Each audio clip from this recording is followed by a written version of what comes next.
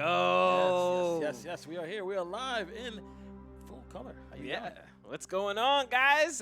I'm happy. I'm home, baby. We in BrookLAN in Brooklyn. All right, you heard, and I am the top 5 best snappers in the world. Cino, because I snapped that hot fire, you heard, and I rep that power on all day. Let's going on here with my co-host. Yeah, STG, the variant god, as you guys know. That's right. I just had to stop for a second because he said he reps that power on all day. But as I see here, he got no power on gear. So we're going to let him talk that. Oh, man. It got lost in the mail, bro. I don't know what happened, bro. I thought STG got, very disappointed. Got the hookup.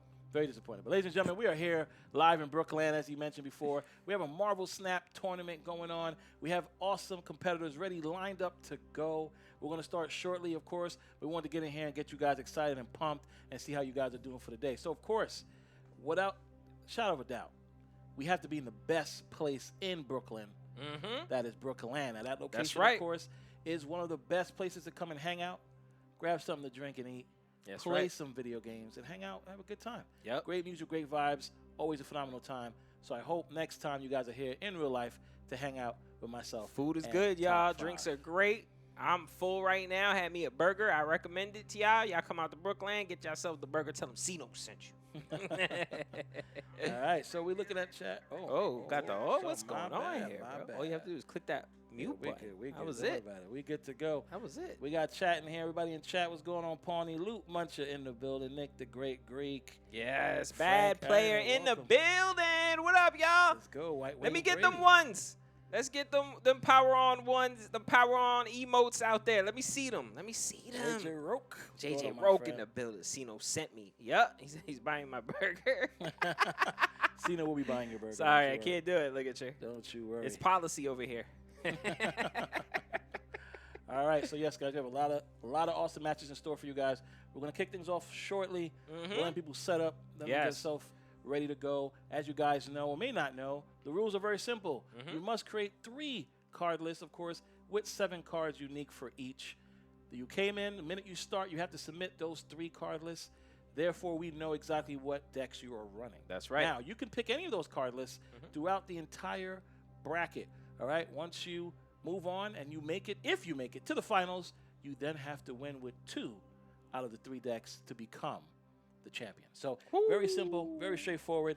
We got some great matches for you. I cannot wait for you guys I to see can tell you the contestants look hungry out there, guys. They're chomping at the bit. They look focused. They're in their phones right now, just making card lists, submitting stuff. It's crazy.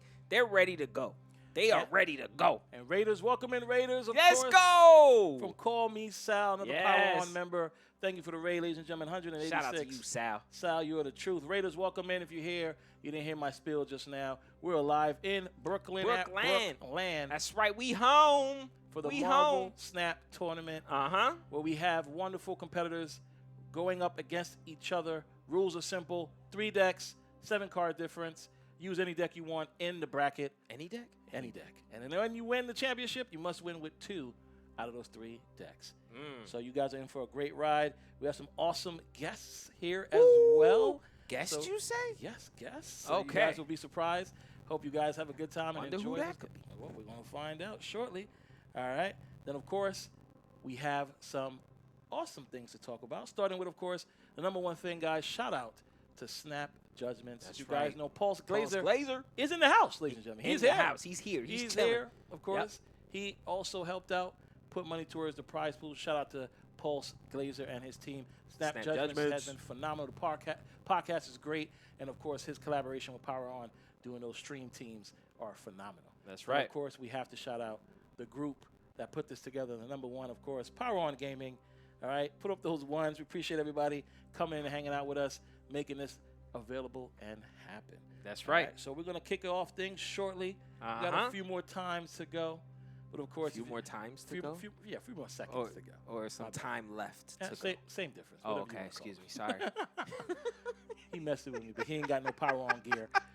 Listen, guys. Sal, Ligature Marks. Oh, yes, Sal. Pawnee. Thank you so much. Shout out to Pawnee. No. Thank you, sir. Where is his PWROn. Yo, it got lost in the mail. I had it shipped here for this time specifically, and it didn't get here in time. So what would you like me to do? Disrespectful. Would you like me to go find it and take it out of the mail and fly it over totally here fine. myself? Like, what do you want me to do? It's totally fine. Wenderberg, welcome in, buddy. Do you remember to feed your contestants?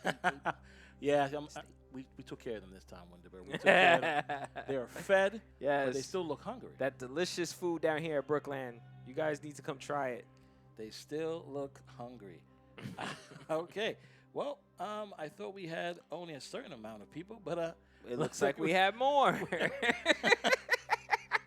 Yes, we're here all night. All night, all night. Let's go. Tech ain't going home. All right, guys. He's gonna have to answer to Mrs. Tech God and tell her why he's not home, because we still here. We gonna be here all night doing this. I was Let's hoping go. for a certain number of contestants and no more. But we just got told we got a whole lot more. So guys, we might be here all night. He's totally fine. Good with it. Man. I'm good with it. Isaac was going on steal that hat. Nah, he can't steal my hat. He's done. He's done. No, my hat is cool. A little bit like it's, you know what I mean, it's the Golden Bay State. Wall, I can't betray the team. Never that. Never that. Starting to fall asleep on his streams. Now I won't be falling asleep here. I'll tell you that much. He damn sure won't. He So damn sure totally won't. Fine. But Yes, guys, let's go, Sal. Let's go. Guys, I'm hyped. Y'all don't understand what y'all about to see. Y'all about to see some great gameplay. So and the people here are competitive, and they are ready. They are ready. I don't want to spoil. Some people are upset from last year. Right. And some people are trying to redeem themselves from last year. Some people are still trying to keep their crowns. Shout out to Falcon. That's right, the champion. It's current champ. Ooh, it's going to get nasty Falcon, work. Baby. It's going to be nasty work out here, y'all. It's going to be nasty work. We have the top 4 players returning, of course, starting with Deadman, Timmy, Flash, and, of course, Kat. 14-year-old Kat is back in the building with her 3-card list. She was the first person to register, first person to submit her card list. She is confident and ready to go. Cannot wait to see what she brings to the table, because last year, a couple months ago, she started off the matches and she did some crazy snapping to get herself all the way. And she beat some pretty big people who will name nameless. All right. Uh-oh. Oh, I guess we're getting kicked out. Oh, who's the guest? I don't know. Open up. Let's see what it is. Oh, there he is. Guys, we got your guest.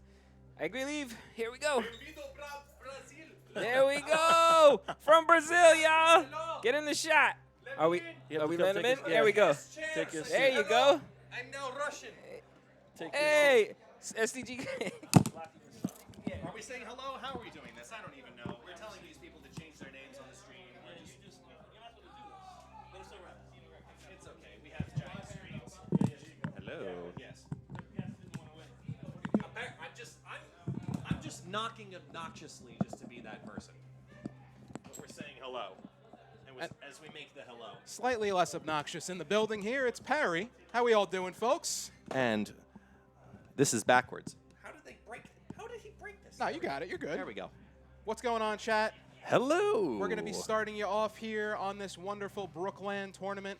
We got a bunch of competitors in the building getting rowdy, ready to go here.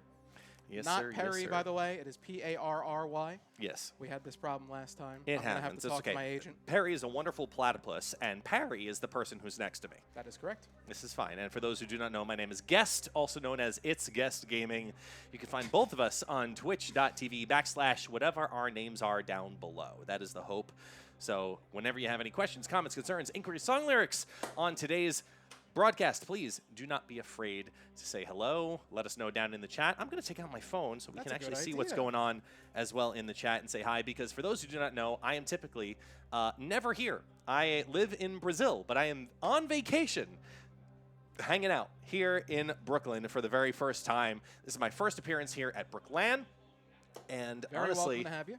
yeah, I'm really excited to be able to talk Marvel Snap from a competitive aspect, but also these in-person events are incredibly fun. Absolutely. And, you know, we've done SnapCon in the past, and this is now my first event here in New York, and I'm loving the idea of seeing what Marvel Snap now has to bring in the current meta, because we've seen the last 2 weeks.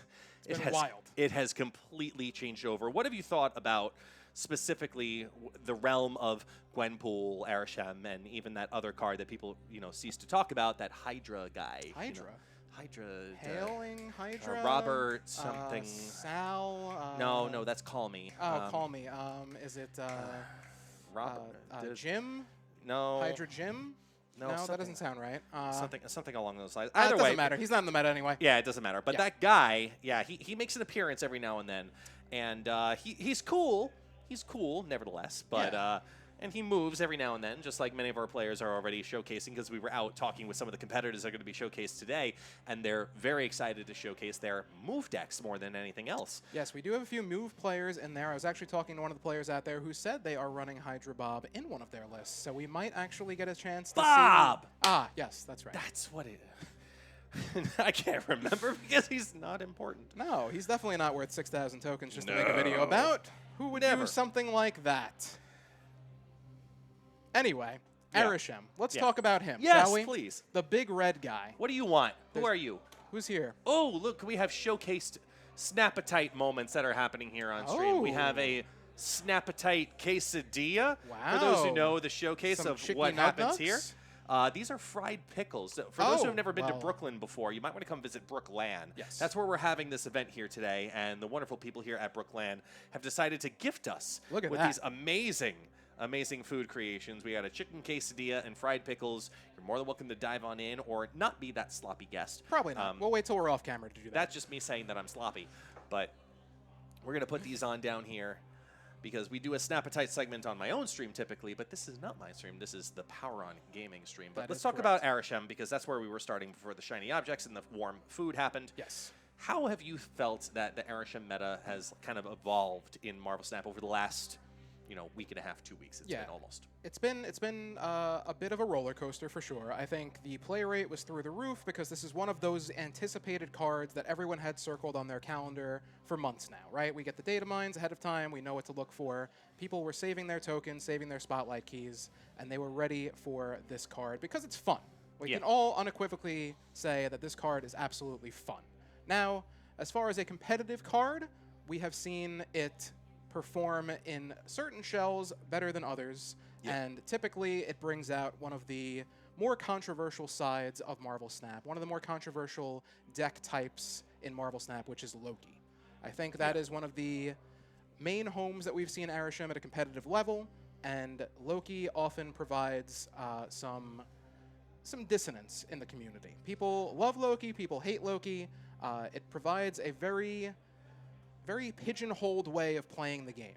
So I think when you have Loki at the prominence of the meta, you start to see people getting very antsy about it. I can't get to play what I want. You're doing it better than me.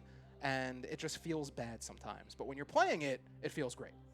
And that's a very specific word that I'd like to showcase within here, and that's the feels bad moment, where you're constantly, if you're playing the card, of course, yes, it feels good. Of course, it's great to have that extra energy, even though you might not have the consistency you were hoping for when it comes to something along the lines of like, ooh, I want to build a combo in this deck. Right. Even something as simple as Agent Coulson into Loki, Yes. which you're building very heavily into these decks very often.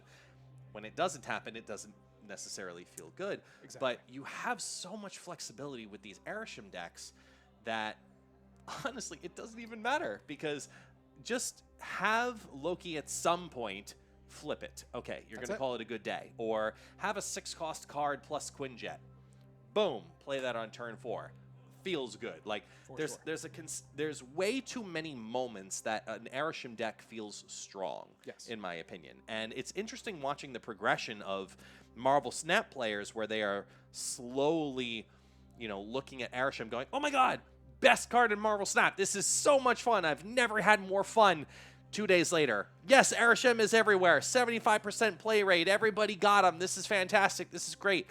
5 days later, you know what? I'm really getting tired of facing Arishem decks because, you never know what's going to happen. And then a week later, we now sit in this aspect of, does Arishem need to actually get touched? Because people are just tired of not having predictability. Yes. And that is, especially when you are, it's one thing if you're going up against Arishem mirror matches, you have a bit more of an idea of what to expect. Don't mind me. Continue. Sorry. Thank you. You can get a little closer next time. It's okay. Whatever you need, sir. I just met this man, folks, but we love Guest. We're brand new friends. Yes, Yes. go on. Yes. Yes. Fellow New Yorkers here as well. I do it So, again. I've already forgot what I was saying. Darkhawk. Yes. I think that is, you can just say Darkhawk when it comes to Arishem. Yeah, And 100%. people love Darkhawk, people hate Darkhawk, but the fact that Darkhawk is now being used as a tech card in the same way that you would see cards like Shang-Chi, cards like Rogue, that's where it's starting to get a bit concerning. I was able to actually win 2 Infinity Borders by teching Darkhawk into C3. Just for the Arishem It's matchups. amazing, yeah. Isn't that remarkable? Like, Yeah. just to think, and, you know, it works so well because who would ever expect Darkhawk in C3? That's not supposed to work. As we get a huge raid at the same time, must say thank you to one of our fellow PWROn members, Minnie. Ooh. Minnie Morgan. Hi, Minnie. Welcome on in, everyone. Thank you so much, Minnie.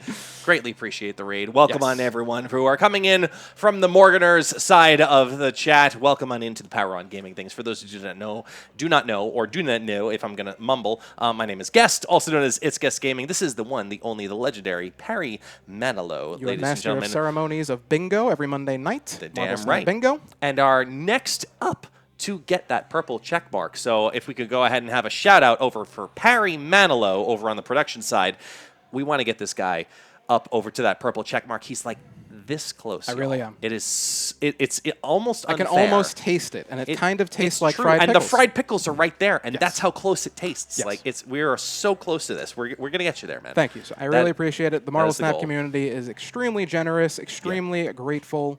It's truly a blessing to be a part of this community. Yeah, 100%. To sound like tech, 100%, 100%, 100%, man, 100%. Bacon, egg, 100%, and man. cheese. Hashtag 100%, Bacon, egg, and 100%. cheese. You bacon, egg, and cheese. Yeah, 100%, for real. Yeah, 100%. Thankfully, he probably can't hear us right now. Not so at we can all. just rip No, him. he's just looking at us going, what is wrong with those guys up there? But that's fine. So as long as they can't hear us, we're going to talk about tech. Sure. But talking about other things, as we see a little bit of people starting to get into place over here at BrookLAN. You can see up onto the screen, I can see Sino, one of the top 5 best snappers in the world, Timmy Trogdor, the super tech god. Everybody say hello over in the Marvel Snap Hey, world. there they are. There's Timmy with his arms wide open. There he goes. We I'm might get actually the- wearing a Timmy Trogdor sticker right now, You sure trying are. to represent Timmy Trogdor. Make sure we get him over right on there. There's the zoom in. That's unofficial. That's called just like leaning. There we go.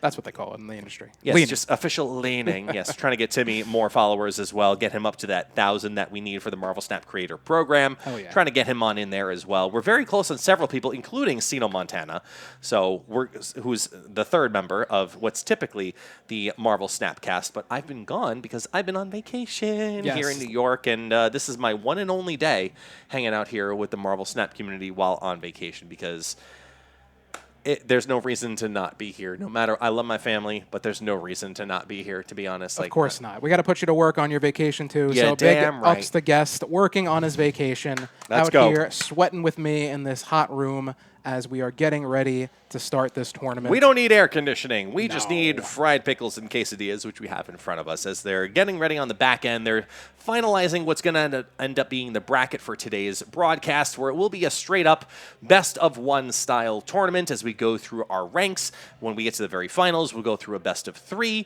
and we're going to be constantly switching on off with Sino and Tech and, rotating on in between all of us. So Get used to us, get used to those guys. We're going to be guiding you throughout the entire tournament here. Yeah, It's man. going to be a fun one. Lots of fun, unexpected decks to see. You're not going to see your usual meta staples here. I'm sure you will, but you're also going to see a lot of creative stuff, a lot of homebrews. Yes. Some things to really try and take people by surprise. Because I always try and say that one of the strongest weapons in Marvel Snap is the fear of the unknown. Yep. When you don't know what your opponent's playing, when you have those cards hiding in Dark Dimension, behind Invisible Woman, unless you're running that Goliath, typically you can be a bit scared of what's behind there. And I think that's what we're going to be seeing a lot of this tournament here. I agree, especially with the rise right now of Arishem specifically. It's leaning very heavily into that aspect, the unknown, where we've seen that with Loki in previous competitions, where one of the best synergies in Marvel Snap has been Agent Coulson with Loki, because you have the aspect of a great 4-cost or a good 5-cost card that could be reduced potentially via Quinjet or further via Loki. Yep. But if you don't run the unknown, you still have the easy flip on over that could happen that comes from that card. Yep. And Arishem is very similar to that, where you have the extra energy, you have the unknown, and in a competitive aspect, you want that to a certain degree. For sure. And a lot of what we were trying to figure out going into 2 weeks ago was how unknown is it going to feel? Is it worth it to dive into Arishem in a competitive sense for Marvel Snap? Because, yes, it's a 7-cost card, quote unquote, but you're basically thinning your deck, chances of pulling combinations by half.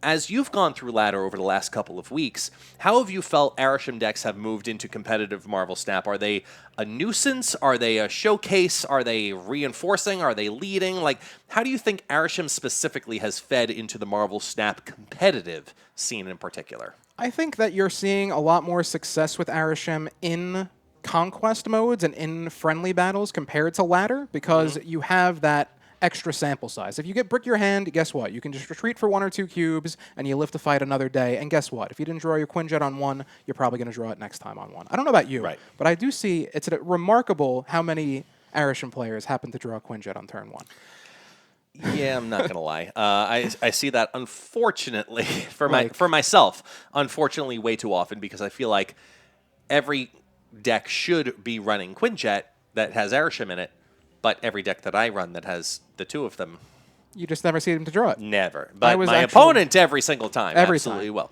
They got without the a question. They got the Darkhawk, they got the Blob, they got the Rogue, they got the Shang-Chi. They also got the win. Yes, usually that is the case. But again, going back to that, I think in this kind of tournament-style setting, that's where you're really going to see Arishem shine, because even if you figure out what they're doing one game, those extra random cards they get could totally shift the snapping patterns, when you're going to snap, when you're going to retreat, and that is going to make it far more difficult for your opponent to identify, okay, what do they have here? Are they bluffing? Do they have something that can beat this random card that I got? Or the flexibility it offers with that extra energy, being able to play some of those cards that you wouldn't necessarily see in ladder decks a turn early. Some of these 3-cost, 4-cost cards that are like, this is a bit awkward to play with your standard pool of energy here, but being able to play it a turn earlier now, all of a sudden, cards like Fastos even, where a bit awkward at turn 3, but playing it on turn 2, now that feels a lot better.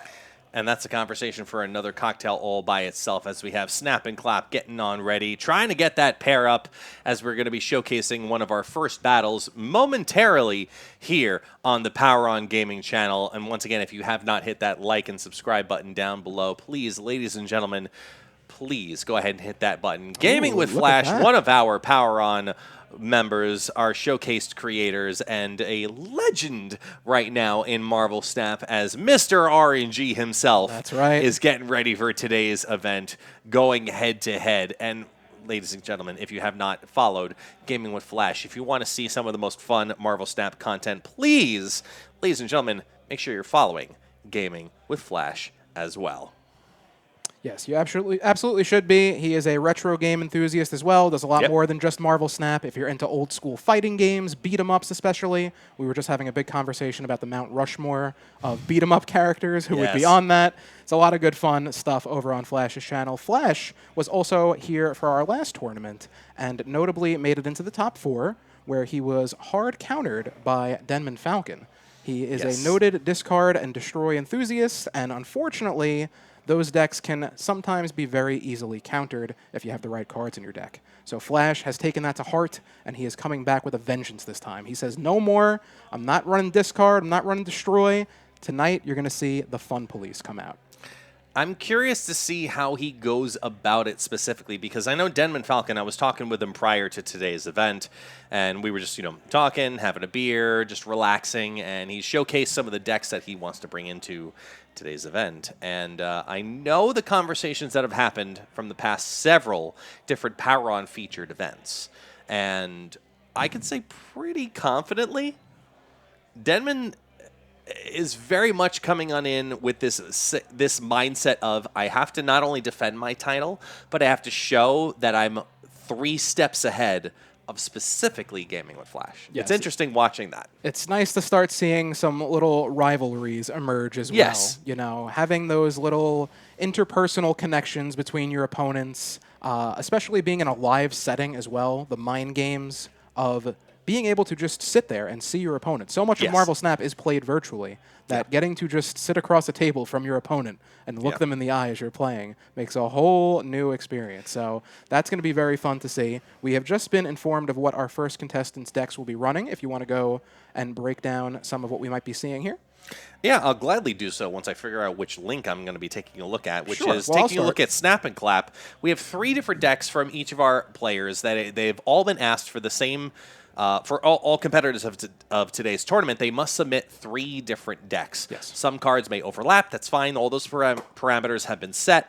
But as I take a look between the commonalities of what Snap and Clap, who we saw was the first feature a moment ago, we do see a Surfer deck, we see a Force deck, a Phoenix Force deck, and then a Cannonball style move deck, a little bit of control aspect built into there, which is a unique aspect of trying to approach the meta right now, where it's not just about the big cards, because as great as a big card is, you have somebody like a Blob, which we see very heavily right now into all of the Arishem decks. Cannonball is a hard counter to that because Blob can't move, therefore it just transforms into a rock. Yep. So I like that idea of looking to combat the Arishem decks with that in particular, versus Flash, who's coming on with a Gwenpool deck, which I'm honestly, based on so far my experience, a little surprised. Yeah, me too. That Gwenpool is making an appearance right now, as well as we see more move decks coming out from him and a straight-up Loki strong-ass deck. So let me throw it to you in regards to I think Flash's decks are a good way to start. Yes. Because I see Loki, Darkhawk, some very classic builds of Loki, but none of his decks are featuring Arishem, That's correct. who is such a huge part of this meta right now. Why do you think that might be? Well, I think, as I said earlier, Flash is coming to this tournament with revenge on the mind. He wants to be able to counter everybody else's stuff. Now, Arishem can do that in regards, but a lot of that comes down to the cards that you draw that are generated by Arishem. So Flash here running Loki. If your opponent's running Arishem, guess what? You have those counters built in now because most Arishem decks are running Darkhawk. They are running Blob. They are running Shang-Chi. So you will have those counters there. You can just take them and play them for cheaper with Loki. One deck that I think is really interesting right now, and it looks like both players are kind of playing some variation of this with the Cannonball, with the White Widow, the Doc Ock in particular. I think that's one of those cards that is very disruptive right now. You're seeing that used to counter. You're running all these big cards. Guess what? They're all in one lane now, and they are just lined up for one big old punch from the Shang-Chi. So I think that's where you're going to start seeing some interesting plays. The clogging aspect of it, Snap Clap's deck as well, Snap and Clap. This Dagger clog list, also running Doc Ock. I like the inclusion of Dagger here, because Dagger is one of those cards where you typically will only see it in the move decks, but now you're starting to see it make its way into these clog decks, because you have your own control over the opponent's side of the board. You have the debris, you have the White Widow, you have the goblins, you have the Doc Ock. So that's some easy power that you can get on the cheap. Something like an Iron Fist, a Ghost Spider, plus a Dagger, that's only 3 energy you're spending. And you're getting a massive amount of power for that. So that is one of the unique counters I think we're seeing here. This first matchup, again, featuring no Arishem, so we will have to see how they function without that card involved. As of right now, we can see our players are just getting all settled in right now. We see Snap and Clap over in seat number 1 and Gaming with Flash over in seat number 2. They have their decks lined up and ready and set to go. They are getting settled on in here. We here at BrookLAN are also getting set on up. If you do not know what BrookLAN is, make sure you visit BrookLAN.com if you're over somewhere in the tri-state area as we showcase more of what's happening here with Marvel Snap. So Super Tech God talking to the community, making sure people are invested, making sure that we are ready and set to go, whether it's here in the live stream or you're here in person with us today. We are excited to be able to showcase some competitive Marvel Snap. Yep, and we just got informed that the first match is going to be starting shortly here, folks. So again, Snap and Clap up against Gaming with Flash. I actually see them both here on the screen. They're going to be getting started. Flash rocking that Marvel versus Capcom shirt. Guess, are you into fighting games at all by any chance? Not as much as I honestly would like to be. I'm not going to lie. It's one of those things that I love to play, but extremely casually, whether it's with my son or just at the local arcade around the corner from us. Like, I'm not a 911 must be a one-on-one Mortal Kombat style guy, but I absolutely love watching it. All right, here we go. We see both players on the screen. We have Flash's hand at the top and Snap and Clap at the bottom here. Players getting ready. Gaming with Flash looks like he's showcasing looks like a standard almost bounce list to start out off. We have that Sarah, Elsa, Bloodstone, Jeff, and Angela package to kick off. I think we're actually seeing both players. Yeah, I was about to say we see both of us. Yes. We're going to get a surprise element because Snap and Clap and Gaming with Flash right now are showcasing the same tech, but that's a simple technical adjustment that our team's going to work on to fix right now. But Clintar showcases a Human Torch over on the side of Gaming with Flash, and we get the Angela showcasing on the side of Snap and Clap, who you see on the bottom half of your screen with that Elsa Bloodstone that just got dropped as well. All right, so yes, we are still getting going here. It looks like Snap and Clap is going to be running the Phoenix Force list here. That's why you saw the Human Torch get destroyed by the Deathlock, and Flash is running a bit of a Sarah control list with that very powerful Angela, Elsa, Kitty package. I'm curious to see how this Gwen pool pays off in particular here with all of these extra add-ons versus as we see our Phoenix Force reabsorb that Human Torch back on down, reabsorb, go up to 7, continue to adjust, and that 7's going to be able to move twice organically all by itself, yet alone if we see any other kind of mechanic look to move that card around. Gaming with Flash, if he's pulled that potential Ghost Spider as well, you could be looking at upwards of a 56 power Human Torch right off the bat. Even though there is no Taskmaster in their deck, it is a very strong combination nevertheless. Yes, this particular version of Phoenix Force is the Zola version, so they are running with the other secondary condition. You have Shuri, you have Nimrod, and you also have Zola. So Zola would typically be used on your Nimrods, but it can also be used on a Human Torch that's in a lane by itself. You bring the Phoenix Force back, you're able to move it around on its own, you get an extra move with the Ghost Spider there, and then when that torch is looking pretty big, 30-plus power, you put it in its own lane, you hit it with the Arnim Zola, and you get 2 gigantic torches in 2 lanes, rather. So it makes the opponent have to try and figure out where they're going to play their Shang-Chi. Will they keep it in that one lane? Will they hit it with the Zola? But it looks like that Flash does have the answers here to Snap and Clap's Phoenix Force deck. He's got all of these counter cards in his list. He's got the Shang-Chi, he's got the Shadow King, and there we go. We see our first snap of the tournament here. Feeling confident with these tools at hand. I believe that was Flash that snapped. Yep. I mean, you can typically tell based on the cubes itself, but because right now the cubes that we have in the center of the screen are going to be showcased, it looks like via Gaming with Flash. Therefore, if it showcases the circles, we know that Snap and Clap was the one who may have snapped first. But we're going to make sure we get that satisfied as well, because our board right now is showcasing the reproduction of Arnim Zola, putting those 2 Human Torches, one over to the left into Clintar, one over to the right over into the sewer system. That's 27 on the right, 36 on the left. And no matter what that Hit Monkey does over in Stark Tower, it's not going to be enough, as Shang-Chi comes on down, may be removing that 1 Human Torch, but it can't undo that Iron Lad. We have 4 cubes coming off of Gaming with Flash right away from this perspective. And ladies and gentlemen, we're moving forward as Snap and Clap's perspective showcases a 10-6 lead. Big win there for Snap and Clap, taking 4 cubes off Flash. Again, tricky with that Zola. You don't know where that power is going to wind up necessarily, especially when you have open lanes and enough room to Zola the Human Torch. That's what we saw there. Flash had the counter, but unfortunately, Shang-Chi only with that 3 base power, not going to overpower that Iron Lad. Savage Land shows a little bit of an issue here for our Phoenix Force combination in particular. Even though they are sitting on multiple man, Carnage, and Phoenix Force, they're still a turn behind being where they probably want to be with that entire combination.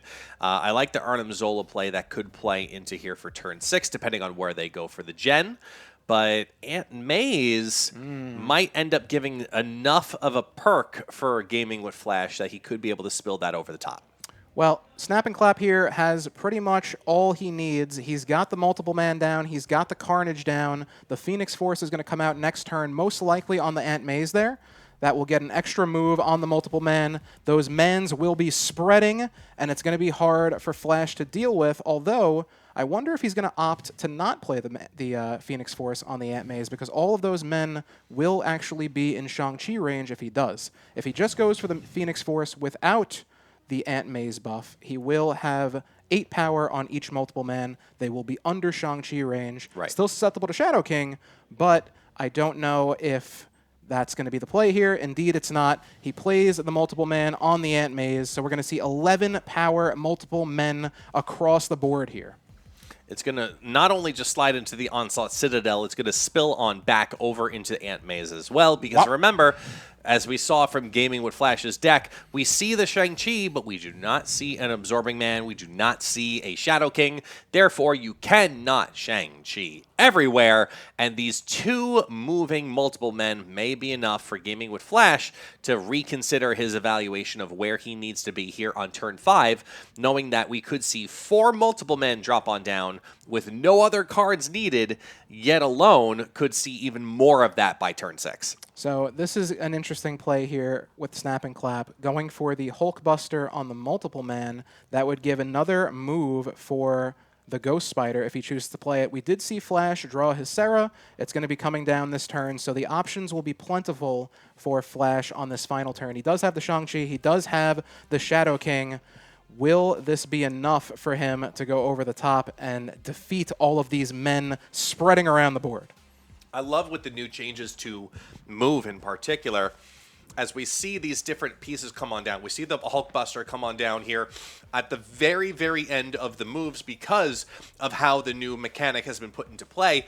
I do like the idea that Ghost Spider is now going to give us an extra piece in particular to see some double up moves where there might be 5 spots on the board, but Ghost Spider is going to allow all of those 11s to replicate, or even the 14s to replicate in multitude going into multiple places here on this final turn. And ladies and gentlemen, boys and girls, if you have not hit that like button, this is our kind and friendly reminder. Here is your local neighborhood casters here for Marvel Snap. Yes. Please, for the BrookLAN Snap series here on PWROn Gaming, hit that like, hit that subscribe button down Hit that follow below. button on Twitch, please. If you are watching on Twitch, that helps grow a long way. We are going to be doing a lot more events on this channel, such as these tournaments like the Juneteenth tournament we did, like Tucker's Arisham tournament that I also casted. Yep. That was a lot of fun. But getting back to this final turn here, Flash has to be particular about where he plays his Shadow King. He's not going to probably want to play it left with his own Bishop there, not being able to bring down that power. Agreed. So I think Snap and Clap's going to take advantage of that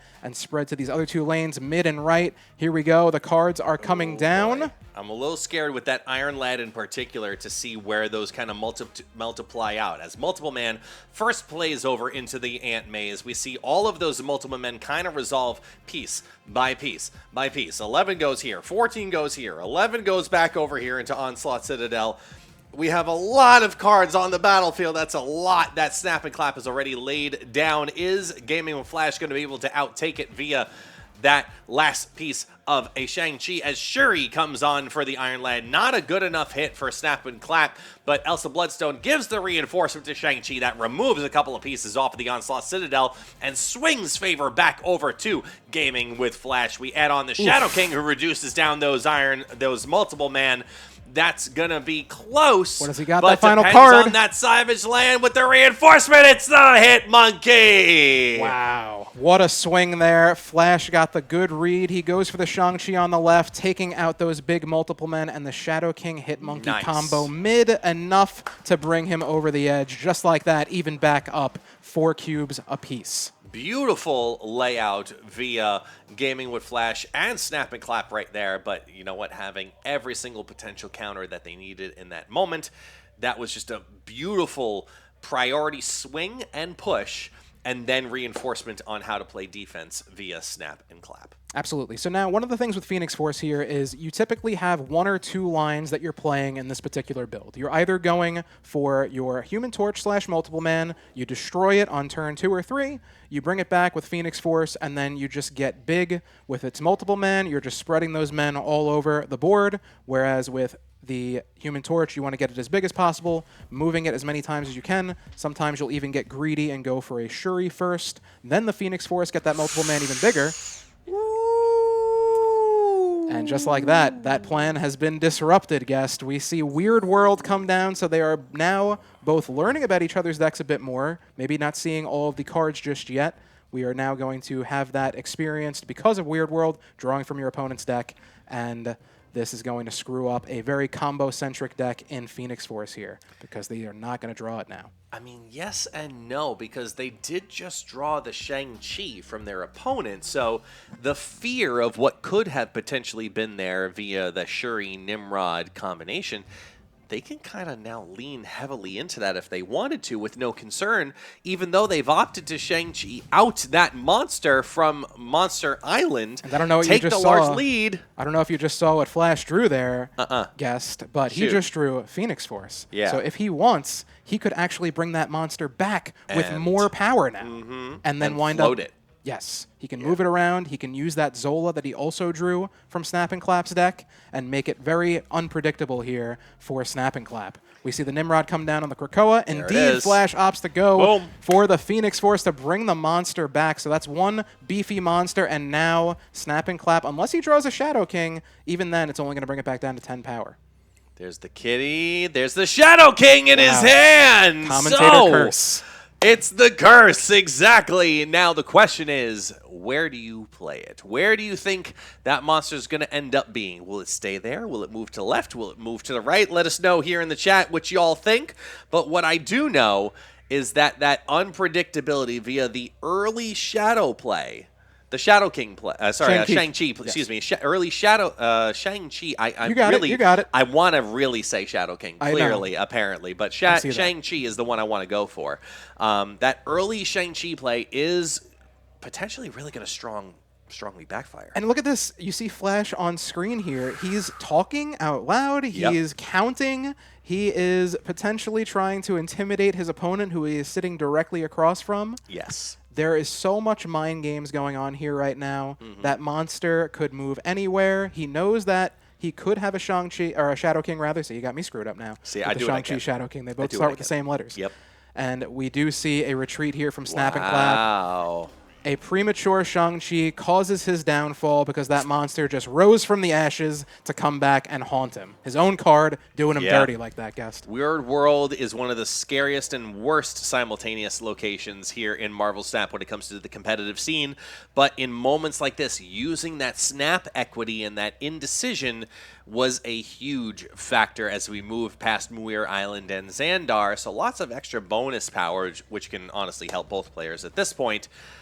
This is a great starting lineup as we see in the hand. We see the Shuri, we see the Nimrod. If we see a Zola, I mean, that could be enough to just win the entire lane all by itself. Yeah, so based on what we see from Snap and Clap here, it looks like he's probably going to be better off going for the Shuri, Nimrod, and then Destroy It line. He's got the Muir Island to be able to get that Nimrod soaking up a little bit more. It's going to neutralize Flash's Shang-Chi a bit, because if you destroy Nimrod, guess what? You get 2 more copies of that Nimrod. So you're not going to be wanting to use Shang-Chi on him. Of course, Shadow King can help a little bit, but that base power of Nimrod still strong enough to get the job done most of the time.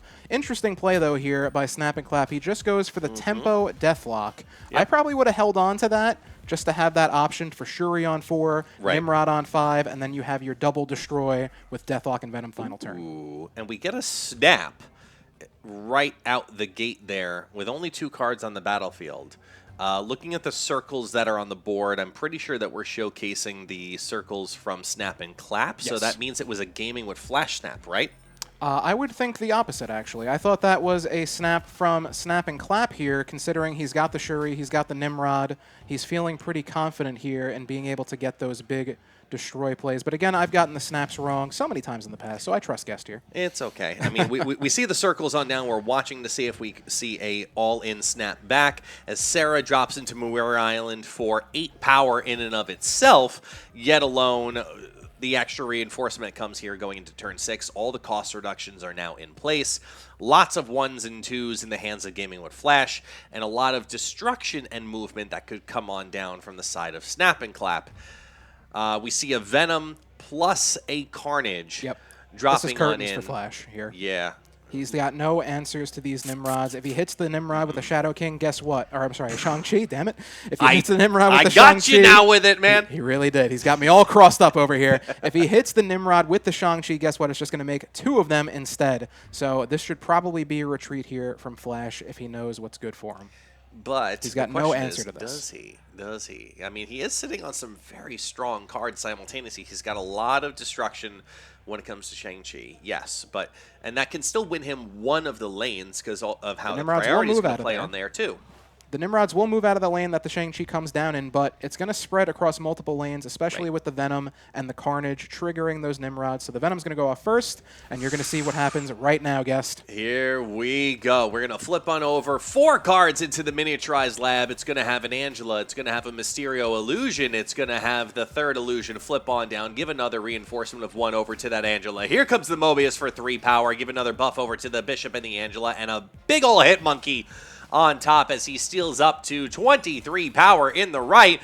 Venom destroys the entire Muir Island, destroys 1 by 2 by 3, put a couple of Nimrods over into Xandar in the miniaturized lab, and now Carnage destroys those 2 into the middle.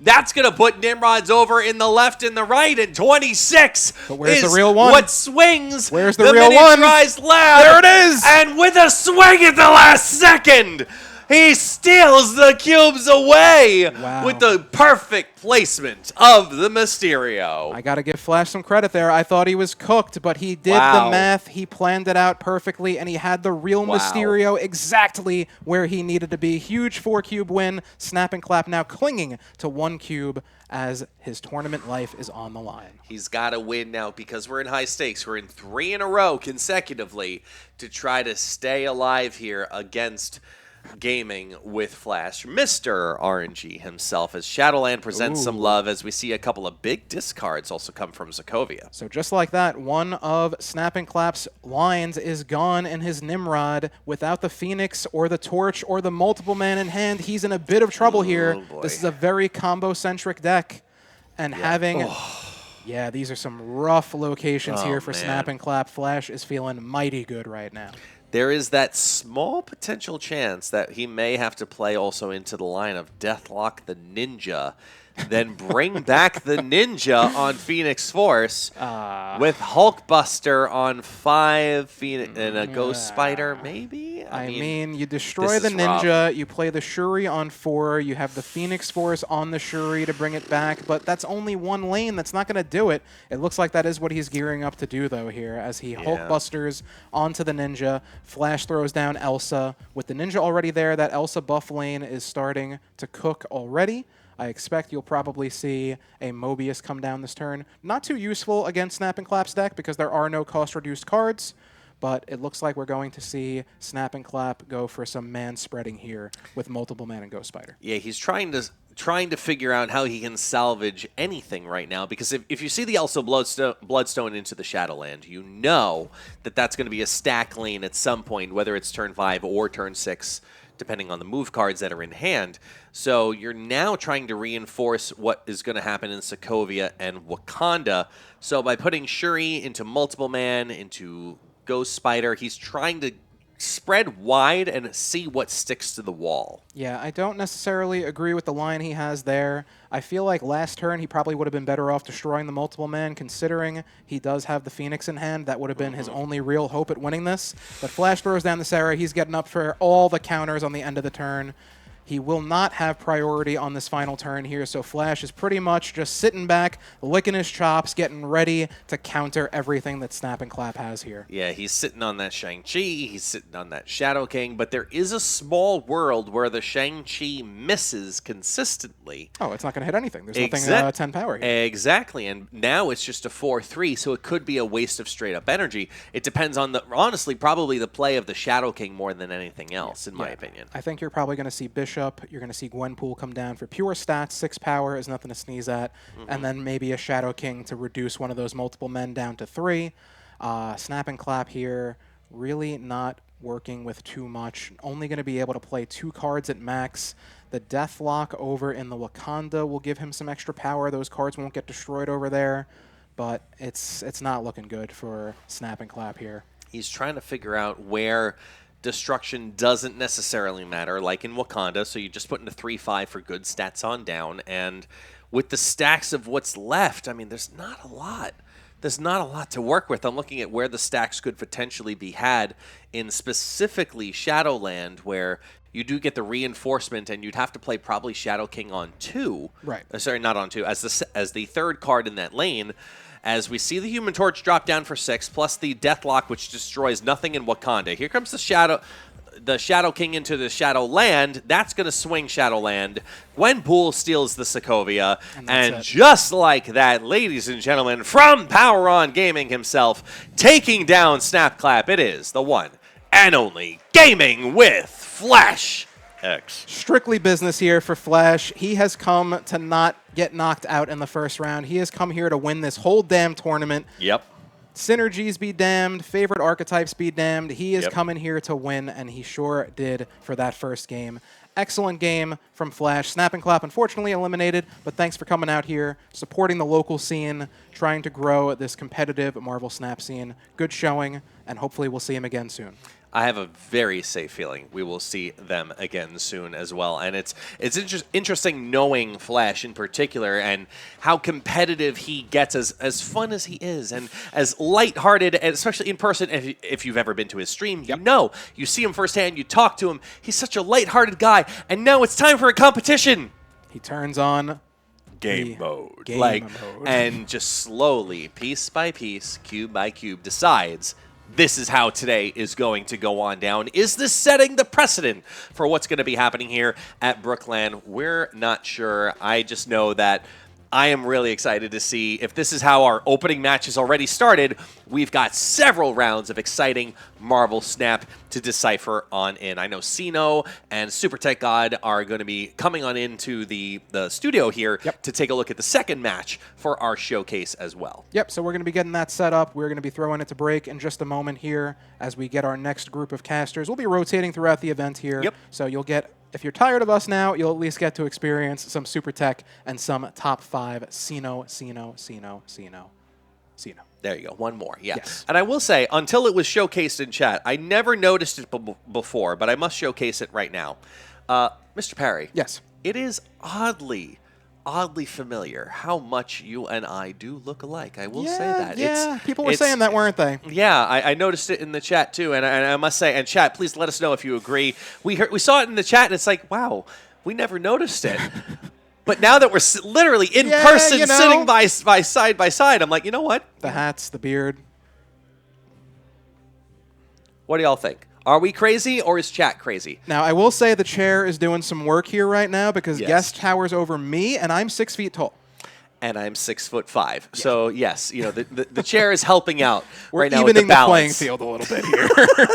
If you saw us standing next to each other, it's very clear we don't look all that similar. We are both on the thicker side as well. I think we can say that as some men who enjoy our food. I was about to say, have you seen our quesadillas? I've been diving in here while we've been talking and showcasing the stream simultaneously. Yes. You know, with the fried pickles. I don't know if you tried them yet. They're actually like really good. I haven't. I have a thing about eating on camera. It bugs me when people do it. So, but I have a whole stream segment called Snappetite, my friend. Enjoy. Yes. When you have a segment for it, it when you are looking to... Oh, look at that. Look at him slurping down that quesadilla, everybody. Oh, yeah. Yeah, let's get a little ASMR in there. That's guys. a sentence you never thought you'd have here at BrookLAN, is it? Slurping down a quesadilla. Well, Really? That's what we're going with? Those of you who are regulars to my stream, you know I love to slurp down all sorts of food. Chicken. There we go. Okay, I was like, please finish that sentence. Yes. Thank you. I know it bothers certain people out there in the chat. Shout-outs to Call Me Sal. He just loves when I'm slurping down my meals before stream. So that one's for him. We love all of our PWROn homies here, though. Let's read that sentence there from our fellow partner.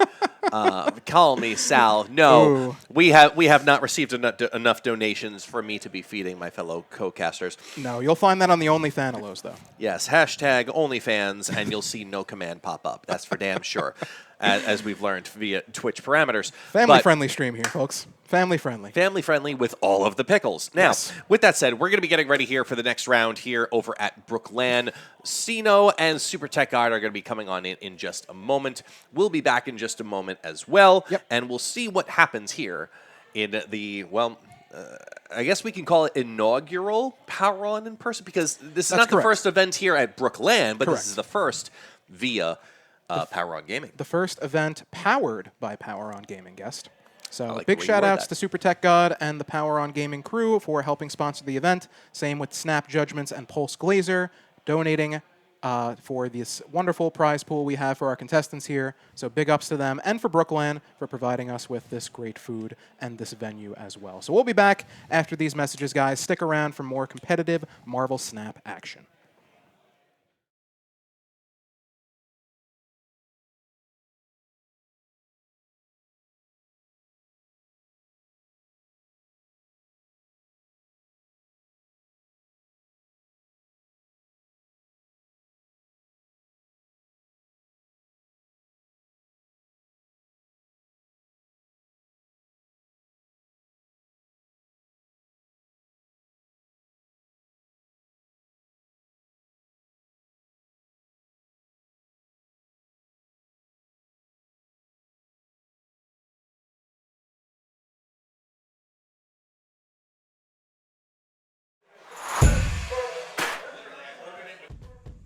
Are you the hip squad?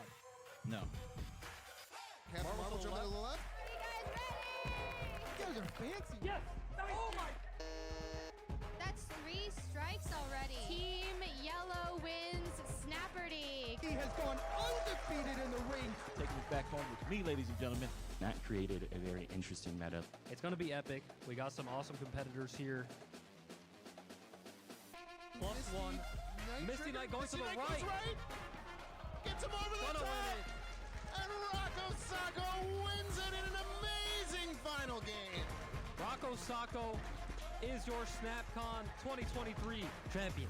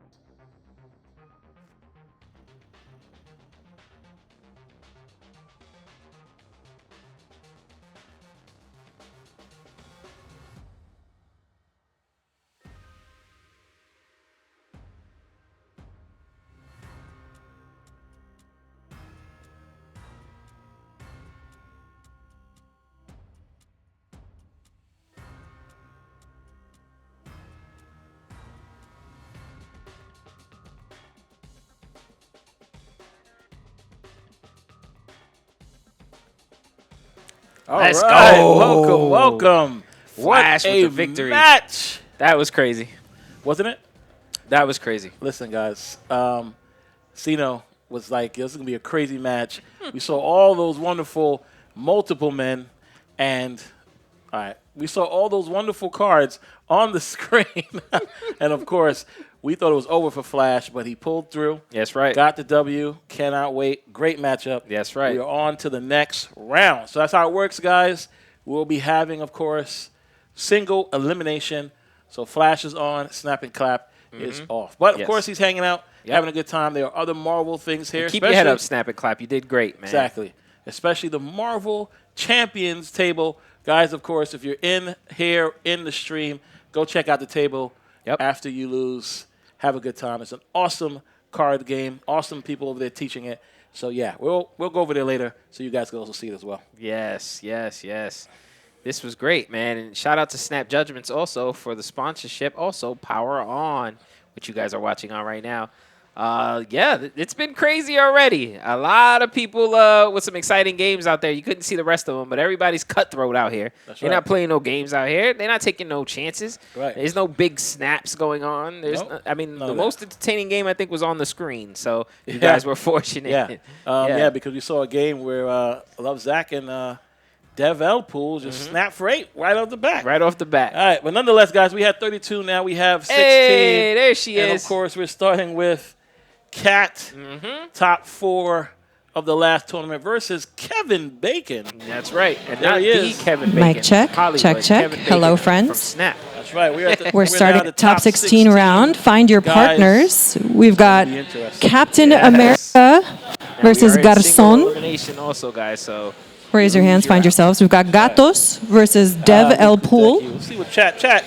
How you guys enjoying it so far? You guys We've having a got good time? Kevin Because, versus 12G Messiah. Guests out here eating food. I'll go get him for you. I know you guys I'll get him. love. You can stay there. I didn't know we were doing like a food Debbie display. I would've versus saved my Denman burger Falcon. for stream. Gatos Find your is here. partners. That's right. That's right. Shout out Pizza to Gatos. Party We got a lot of people 917 here. versus So here's the Gaming announcer, with Flash. Yeah. What are you talking about? They're talking on. We've got Mike. Evan versus Alan Saint. Tell them to stop. Cool What's wrong with shirts. them? Nah, they're announcing. 2 ties. It's you versus Timmy Trogdor. Are you sorted? I'll be quiet. You good to go? Cool. This guy. You're versus 2 ties. A couple drinks. See how it is? If anyone has any questions, please let me know. Oh no. Find your partner and get it going. All right. We'll let Parry do his thing out there. Is there any way to mute her on OBS? Yeah, let's see. Yeah, it's loud. We'll How talk- do you hear that, guys? Well, we'll because it's Oh. for the stream. Yeah, okay. So we'll. Thank you. Okay. All right, well, we taking care of that, guys. Stop talking. Let them talk. Got to proceed on timeout. Thank you, guys. Thank you.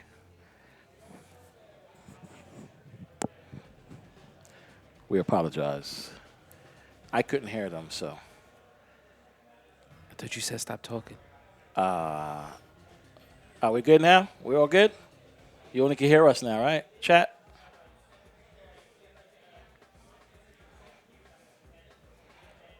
All right, we're back. All right, perfect. So like I said, guys, we are now top 16. That was top 32. Now we have the top 16 players ready to go. We have Cat versus Kevin Bacon. Cat was number 4 in our last PWROn tournament. That's right. And Flash, of course, was number 3. Number 2. 2? Number 2. I thought Timmy was 2. Oh. Flash is 3. 3 or 2. Flash is 3. So now we got Flash versus, of course, he won his game. Now we have Cat versus Kevin Bacon. Let's see what happens. Yeah, event lives are almost so much fun. Yes, Gato's Kid is here. Pizza Party is here. Pizza in the building. Of course. We got our friends, the one and only Pulse Glazers here. In the building. All right, we got Love Zach. In the building. We have Cat. A bunch of other wonderful community members. That's right. Are We got here. Speedy in the building. Also, Speedy's shout out to here. Speedy. That's right. That's right. All right. Sino, what's the drink? That's a little bit of that cherry slushy with some vodka. It's actually pretty good. And Super Tech Guy got the pina colada with vodka. No. He's wrong. He's wrong. You guys know my favorite thing of choice. Oh, my bad. Mango? There you It's a go. mango Mango, baby. Stop it. Yeah, we do have gifts today. Don't you worry. Ladies and gentlemen, we do have a giveaway. Starting off, of course, you guys just do. It's very simple. Hashtag BrookLAN gets you in the running. That's and right. we are giving away phenomenal things, guys. Are you ready Some for pretty those good shit. awesome I'm things not gonna to lie know? to y'all. Some sheesh. Oh my goodness! If you guys saw my post, you would have known. But if you didn't, I'm gonna tell you right now. We have eight.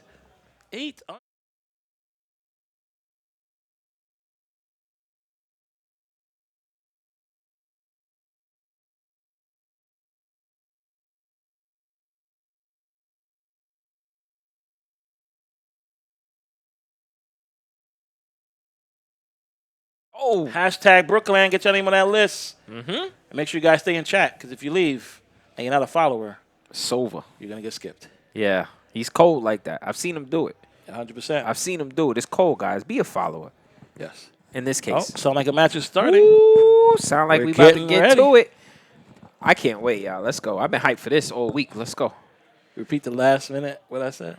Oh, here we go. We have 10 PAX codes. Here we go. Cat, you got this. Kevin Bacon, good luck. All right, let's go. All right, this is dope. So Kevin Bacon has the Armor, Infinite, She-Hulk, and Ant-Man in hand already. Going with the Ant-Man first. Cat's running this awesome hazmat Blue Marvel Ironheart. Interesting. With some chi. Ooh, look what's going on here. Bar with no name. Oh, okay. Okay. Citadel. You know what that means, buddy. Oh, that means trouble for Kevin Bacon. That's what that means. But he got the Infinite, so I ain't mad. That's true. All right, Armor coming down the middle, protecting that Ant-Man, especially Ant-Man on Onslaught Citadel. Once he get 4 cards there, it's going to be a problem. But we have Sewer System, which looks to be an issue. These locations are very interesting. You got 2 bad ones, 1 good one. Strong guy coming down on Onslaught Citadel. So that's interesting, right? Kevin Bacon, his whole goal is to empty out his hand. Well, it looks like, of course. And then, of course, now, of course, he snaps because Cat played nope but 1 card. Yeah. So if you're Kevin Bacon, you're skipping on 5. That's a guarantee. 100%. And we are on 5 right now. And, I'm surprised. Oh, we got a Kang. Oh, no, he skipped. We knew it. Cat thinking about what she's doing here. She's going to go with Sarah on the right. Oh, Sarah in the mid. There it is. Okay, I was about to say. Sarah mid is definitely textbook there, Cat. Hello. Welcome in, guys. You heard the Infinite. Yeah, I did. All right, there we go. So this is very tough. I mean, she gets to drop a few cards. So does he. He gets to drop the She-Hulk Infinite combination there. This is interesting. This is interesting. Yeah, because She-Hulk wins the right or the left. Correct. In the mid. This is very interesting. Correct. Let's see what Kat does here. I think the play she has is to play Shang-Chi right in hopes to win that lane. Interesting. She's going with the Hazmat play. Okay, Hazmat back out. We're going with Ironheart now. I guess Ironheart Odin is her. Nope, it's not going to happen. Oh, this is the last turn. Oh, this is the last turn. I'm sorry. Shang-Chi right would have been the best play. Take out yeah. Captain Marvel. So let's see what happens. Oh, she brought them all back. All right. Still going that Marvel, route. Nico, and Blue Marvel. Blue Marvel. Okay. Kang came down. There he is. Nothing meaner than a Kang. Who brings Kang to a tournament? Kevin Bacon does. Oh. Some would say he's footloose. So what that does, if they continue this play, Onslaught still does not help Kevin Bacon with that Ant-Man play. No, nor does, yeah. It definitely does not help Kevin Bacon. Well, I mean, it looks like it helps her because both. Well, you got to remember, he's going to drop the Infinite She-Hulk combination right now. So he's not. He's thinking about it now. I think Cat goes Shang-Chi right. Oh, boy. Let's see what happens. Oh, it's not looking that You way. can't hear me? Chat, how you guys doing? Can you guys hear my voice? Is it too low? Let me know. Okay. It's low? Oh, you can hear me. Okay, good. We're good. All right. Yeah, we're straight. All right, Kat is thinking long and hard about her play right now. At this point, I think Cat just retreats. If you're not playing Shang-Chi. She doesn't know what's coming yet. She has no idea he has Infinite and She-Hulk, right? So that's All right, here it goes. They're going for it. Infinite goes right. which gets him the right. And that I gets him think, the left. yeah, the mid. I think Kevin Bacon definitely walks out here with it. Yeah. She changes it. Captain Marvel, yep. Does not help. So Kevin Bacon comes out with the victory. It's all right. Yeah. Yep, See- Cat did change Citadel. That takes away the Blue Marvel buff. Yes, the double buff. So, yeah, I think Shang-Chi there would have been the best play. But nonetheless, on to the next round. Let's see how it goes. Well, now Kat knows exactly what he's doing, right? So when he skips, she can now see it's telegraphed now. So she's not going to be surprised by Infinite She-Hulk play. All right, we'll get pulled here. Yeah. Luke Cage got pulled. So did Makari. That's interesting. Makari not just running on the field, actually getting pulled on the field kind of sucks. He could have gotten the advantage of having 2 other cars being put on the field. Nico being played now from Kat. Her Sarah got hit by Icebox, which really sucks for her. Yep, well, that's fine. The next car she got, let's see what she plays. At this point, New York is there. Nothing can be played right now. Nope. So no demon coming to hand. Nope. But it definitely looks like a game where Kat's going to have to play not for priority and then kind of try to snipe. Where with they're going to put, Shang-Chi. the Chi or the Hulk. She could hazmat right now, turn into a demon. She elects not to.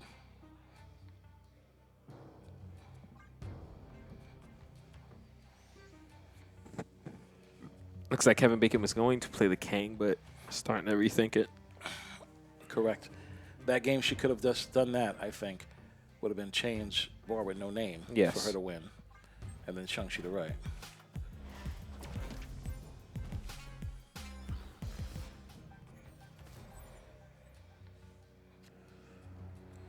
All right, so we come on down. She has Gilgamesh.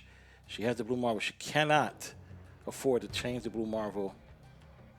Okay. Oh, okay, Let's okay. see what happens. She's She thinking kept- about yeah, hazmat here. That makes sense. Okay. That should have been played before, but it's all right. We're on to the next turn. Okay, hazmat procs off. Changing to demon. Sunspot goes up to 12. New York procs. So you can move now cards to New York. All right, so it looks like he's trying to snipe Red Guardian. He's trying to snipe Cage with Red Guardian. Maybe not. This is the final turn. He's playing Kang, so he is trying to see exactly where Kat is going to place her cards and what cards he's playing It on looks this like turn. a draft card list. No, Kevin Bacon came to play, guys. He has Kang to see what's going on the last turn. He has Dracula, Strong Guy, and Colleen Wing. He's trying to empty his hand, get that Strong Guy buff, as well as exactly. use Dracula Mhm. to hit either the Infinite or She-Hulk. So Mhm. pretty cool card list. This is going to be a tough. He has a cool, 100% cool Drac dump. But it's going to be tough for Kat to pull off a victory here. It is. It is. I think a retreat needs to happen. From what I see from Kat's card list, I see Gilgamesh, I see Blue Marvel. I'm assuming there's like Squirrel Girl or Kitty Pryde or maybe something that goes in this card list Yeah, we have that helps with the Gilgamesh buff.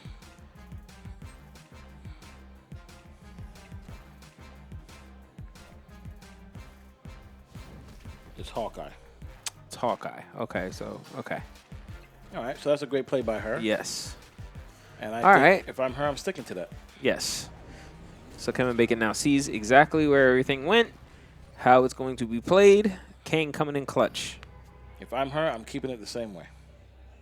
Now, Kat's face doesn't look too confident. She looks like she might want to change something. That's the card list. Okay. All right, so we got Hawkeye. That's what we're missing here. All right. So this is an interesting one. Why does she can't win that lane? Uh-oh. Let's see what happens. The mind games that Kang brings to the table are no joke, guys. It does. It does. All right, she still continued playing the same way, which I think is the best route for her. Okay, so she's second guessing herself very hard right now. And that happens, right, guys? That happens in these type of games. When Kang hits, you start to want to psych out your opponent and end up probably psyching yourself out. Mark 5, welcome in, buddy. How you doing? Mark 5-0 in the building.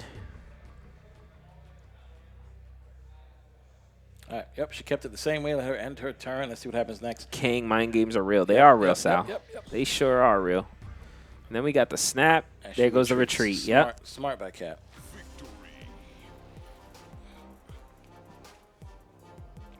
Really, really smart play. I totally agree. I do not like the New York location in Snap.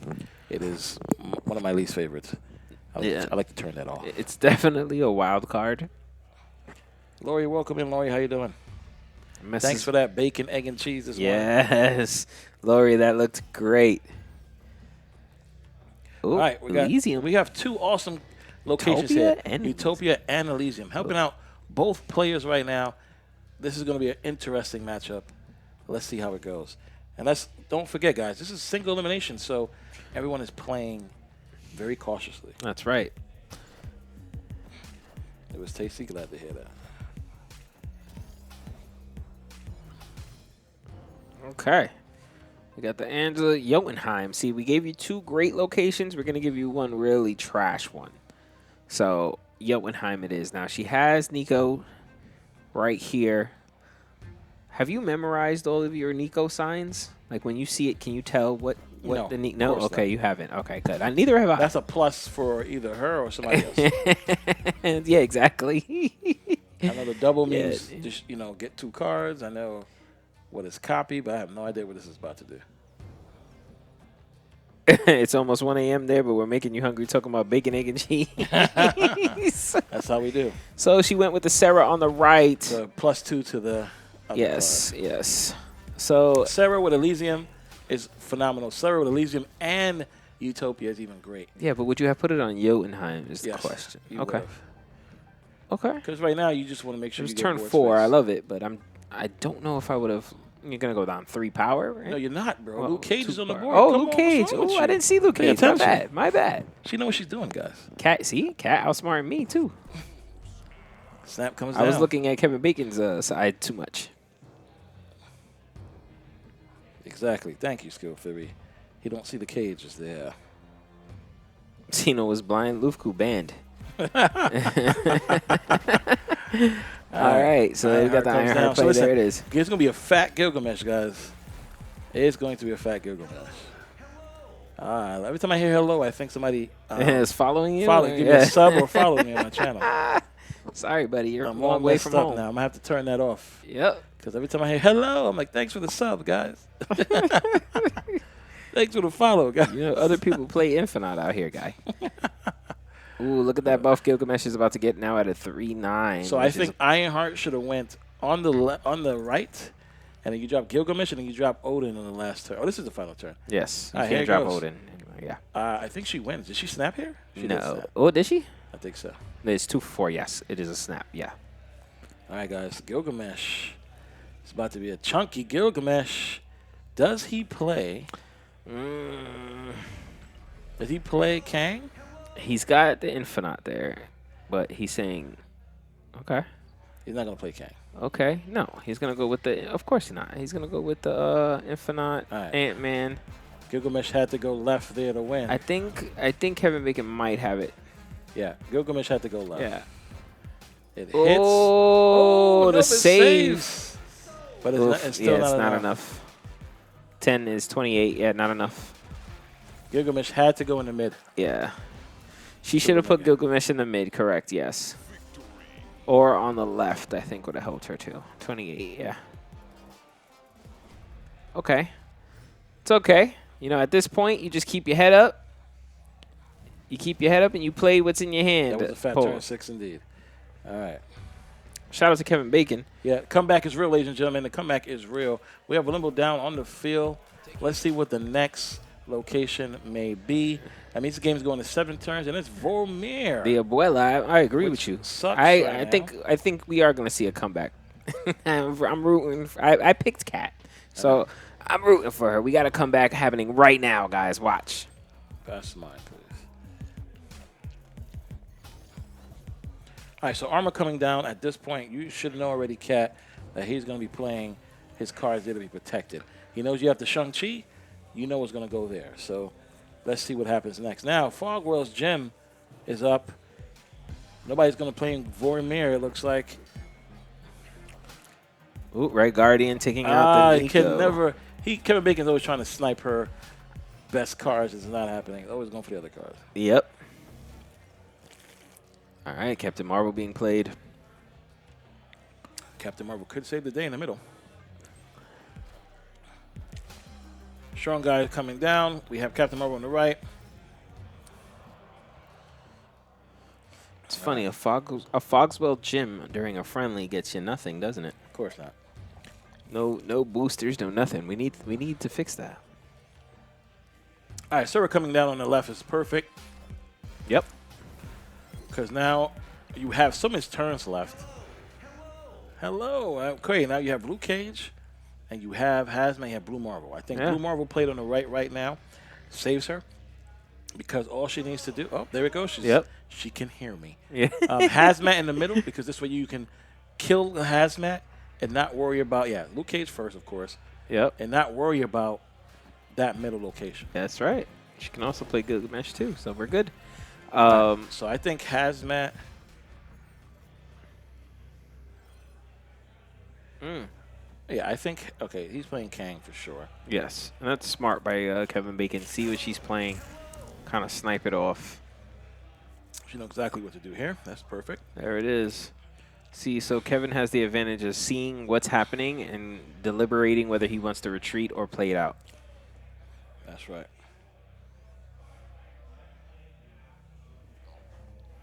It's like they're having a blast out there. Yeah.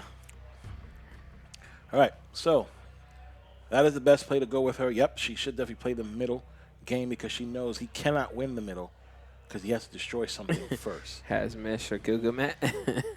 Those are two mixed up names. I think it's the best play for her. I think she wins this game if it's played out regardless of what.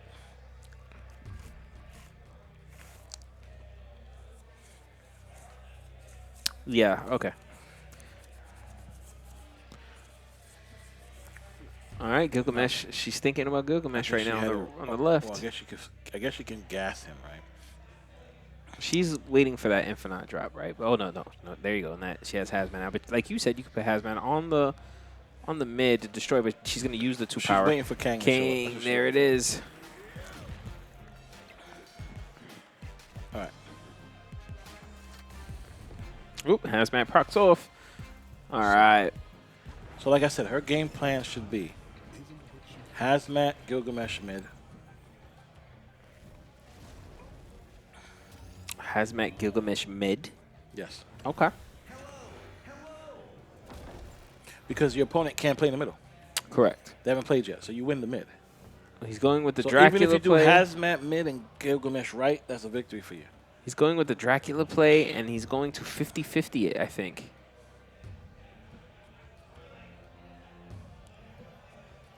Cat thinking. She's thinking very strong about which lane to put. That's the right lane to put it, and then put Hazmat in the middle, and you're good to go. You don't have to worry about the left lane. Left lane is not yours. Hazmat middle. That's it. I don't know if that. I mean, why not use the 2 power, right? Hazmat middle is the way to go, though. Because now you lose the middle. middle. Hazmat middle is going to get destroyed. You know that, right? Yeah, but at least you drain their energy. They're my cards. Oh, she's still doing it. Yeah, exactly. All right, so he's waiting for the 50-50. And let's see what happens. Nope, it's not 50-50. It's infinite. So it got the infinite. There's only infinite there. She played Connie. Yeah. Ugh. Kevin Bacon got the win. That was a very hard fought battle by Kat. Yes, GG's to Kat. She gave it her best effort. There we go. Round of applause over there for Kat. Shout out to Kevin Bacon with the great plays. That is a very strong card list right there. He had everything planned out, had every strategy, every turn worked out. That Kang definitely played into his advantage. So shout out to him. Come back to us. All right, guys, welcome back. What a matchup. Good card list by Kevin Bacon. Yeah. That card list is kind of. That Kang is no joke, let me tell you. Yeah. It definitely gave Kevin the advantage as far as seeing what was going to happen towards that last turn and exactly how to play it out. totally agree. I mean, listen, guys, that is the point of this matchup, is to have 3 card lists that has 7 unique cards. And, I mean, that Dracula card list is phenomenal. Colleen Wing at the end. The Dracula hits the Infinite, just takes the game. Yeah, that was rough. That was rough. Kang really played mind games on Kat. Yeah. I think it really made her rethink her strategy. Yeah. But I think if she kept the same play, she would have won that game, right? Yeah. Gilgamesh left, and then take care of the right. But, again, Kang, that's what Kang does. Yeah. Kang plays mind games. He messes with your head. Yeah, he And there makes it you goes. change it, switch up your style. It's All right, rough. guys, do not forget, hashtag BrookLAN. Get your name on that list. We're going to pull a winner shortly. Actually, we're going to pull a winner right now. Ooh, You guys ready to see snap. who the winner is? Let's go. We can do that? 100%. You got the power to do that? 1,000%. We got 57 entries. Like Sino says, don't cheat yourself. Treat yourself. Yup. And the winner for a wonderful premium mystery variant Who the winner? Tell us. goes to... Tell us who the winner. We can't wait. It doesn't let me... Oh. Oh, it doesn't let you. Jadrewski! Drewski in the building. Let's go. Congratulations, my Drewski, friend. congrats. Premium mystery variant coming your way. Premium mystery variant.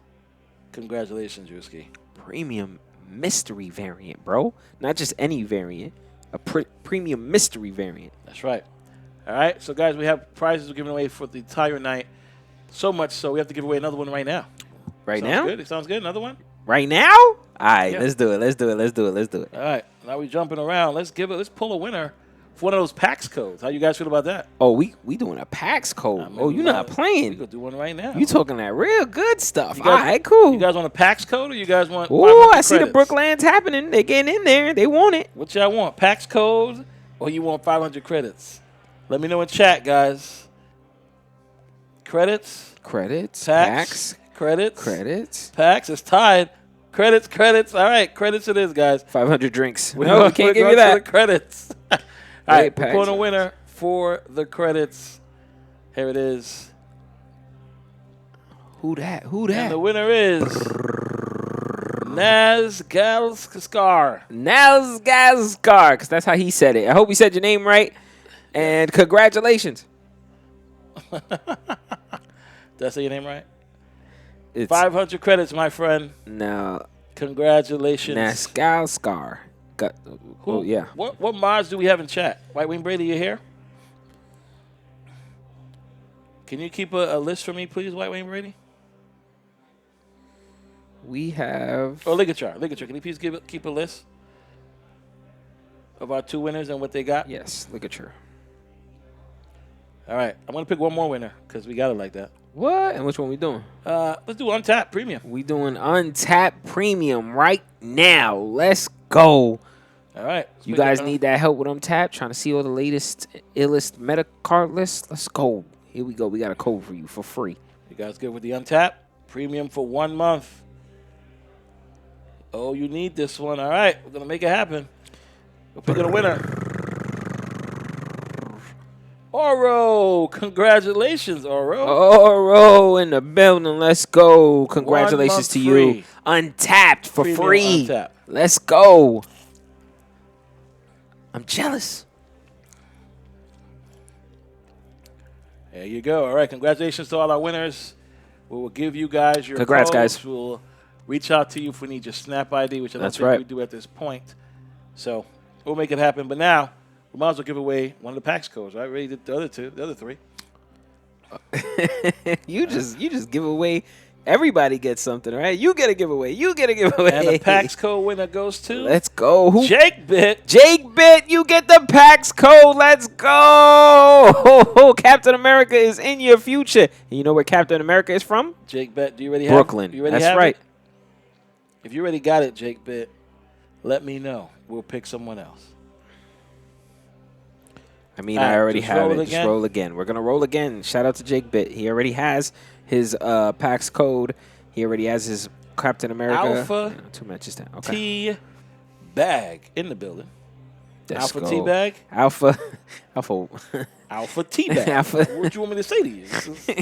That is Alpha, her you in name. the building. Stop it. Come on. Alpha. Yes, you won a PAX code. What? You did. You won. Let's go, Alpha.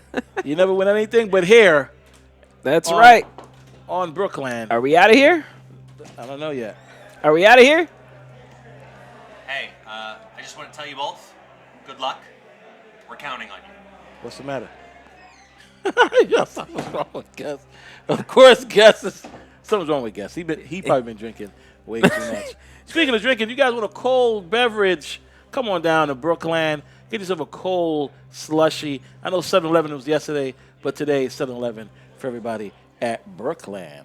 All right, yes, T-Bag, you are a winner, Alpha T-Bag, of the PAX code with the Captain America variant and the card back. I want to know what we got ourselves in for. I'm a little scared now. What did he mean by that? He's probably, yeah. All right, Okay. perfect. All right, so we gave away those wonderful things, guys. We have more giveaways to go. Make sure you guys stick around because, again, once you do that hashtag BrookLAN, if you're not in the chat and you're not a follower, you're not going to win. All right, so we'll be back after this break, guys, with the next matchup. We're now going to the top 8. Top 8, baby. Top 16 was interesting. It sure was. All right, later.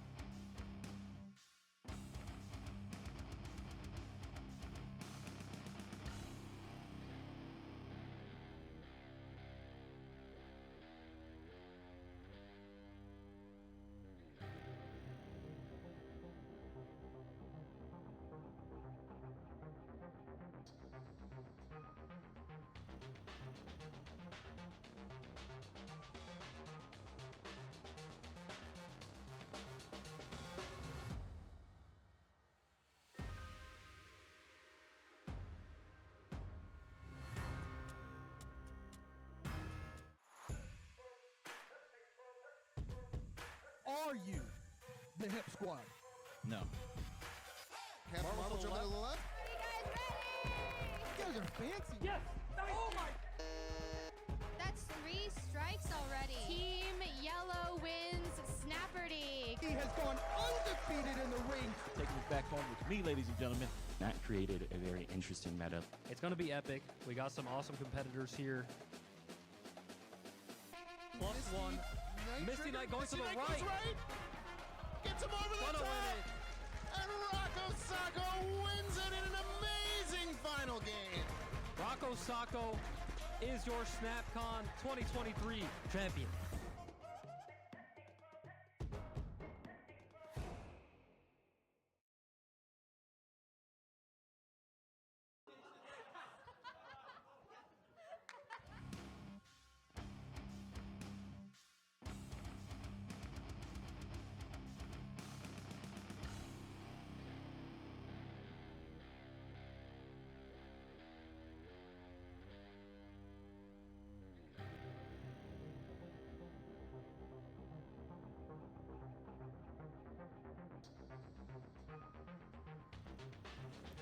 Welcome back, everyone. Welcome back, everyone, to the BrookLAN Showcase here, featured by PWROn Gaming as well as Snap Judgments. For those who do not know, my name is Guest, also known as It's Guest Gaming, and I'm once again here side by side with the one and only twin of mine, Mr. Perry Manilow. How you doing, buddy? Yes. We're twinning. Except I'm repping the merch and you're not. PWROnGaming.shop, yes. This is my only Marvel shirt. I am a bit broke right now. I just moved, Guest. I have no money. I have negative money, as I like to say, like I'm playing Mr. Negative. So sometimes it's okay to have negative money, you know? I can respect that. Yeah. I can respect that as a father of two. I can respect being broke. That's fine. And That's on a fair. vacation. Those cost money, don't they? Uh-huh. So yes, I am Perry Manilow. We are returning to form here. We have Mr. Timmy Trogdor coming up next against Alan on stream here. And there we are. We are seeing Timmy. He's ready to go.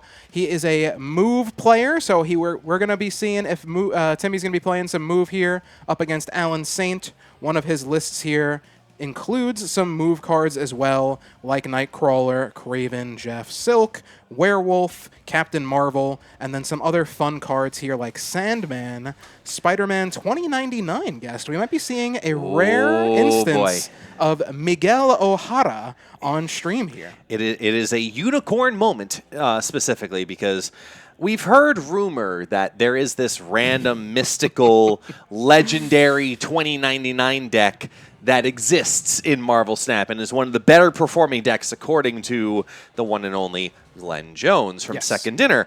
But he has never revealed what that deck actually is. Maybe we'll be showcasing it here today unknowingly, based on what we see here from Alan, showcasing a Doctor Doom hybrid style deck into move, as we know that Timmy is going to be showcasing a hardcore move deck featuring one of my favorite cards in Marvel Snap, no matter what the community thinks, and that's Arrow. Oh, I thought you were going to say Professor X, Guest, but No. We do see Timmy running the recently buffed, nerfed, changed Professor X. Adjusted is probably the word we want to go with here. Yeah. So it's interesting to see that he's going to play a lockdown card here in a move list. Yes. We're going to have to see what his tech is on that. But 2 move decks going up against each other, this is going to be a fun one to cast. Yeah, I specifically, if you haven't seen Professor X in Move, you're about to be showcased into something really special and really fantastic. As we take a look here at our top 8 heading into today's BrookLAN Snap Series, we see our 4 featured matches. It is Kevin Bacon versus Captain America, Gatos versus Kevin, Pizza Party versus Denman Falcon, our returning champion, and Timmy Trogdor, who we will see on stream in just a moment, versus Alan Saint. Yes, so you might notice here, the first match we casted with Gaming with Flash X, unfortunately, he was eliminated off stream by Pizza Party. So now Pizza Party might be able to avenge Flash in his match up against Denman Falcon here. Yeah. Pizza Party taking out Flash, Falcon taking out Flash in the previous tournament at BrookLAN. But here we go. We're getting started with our game. Timmy Trogdor and Alan Saint. Let's throw it to the gameplay. as we see Timmy over on the left of your screen and Slay also on your right, which is Alan Saint himself, as we open up with a simple Monster Metropolis as well as Elysium. Looking at Timmy's move deck, Red Guardian, Shang-Chi, so you got that tech element for defense, coupled versus the Alan Saint style deck, which is featuring one of the biggest surprises in Marvel Snap right now, Nomura. Yes, Nomura, one of those cards you're not seeing a whole lot of, but I think she's a bit slept on. Yes. Especially in a move list here. This is going to kind of be interesting to keep those lanes open, but look what we have here.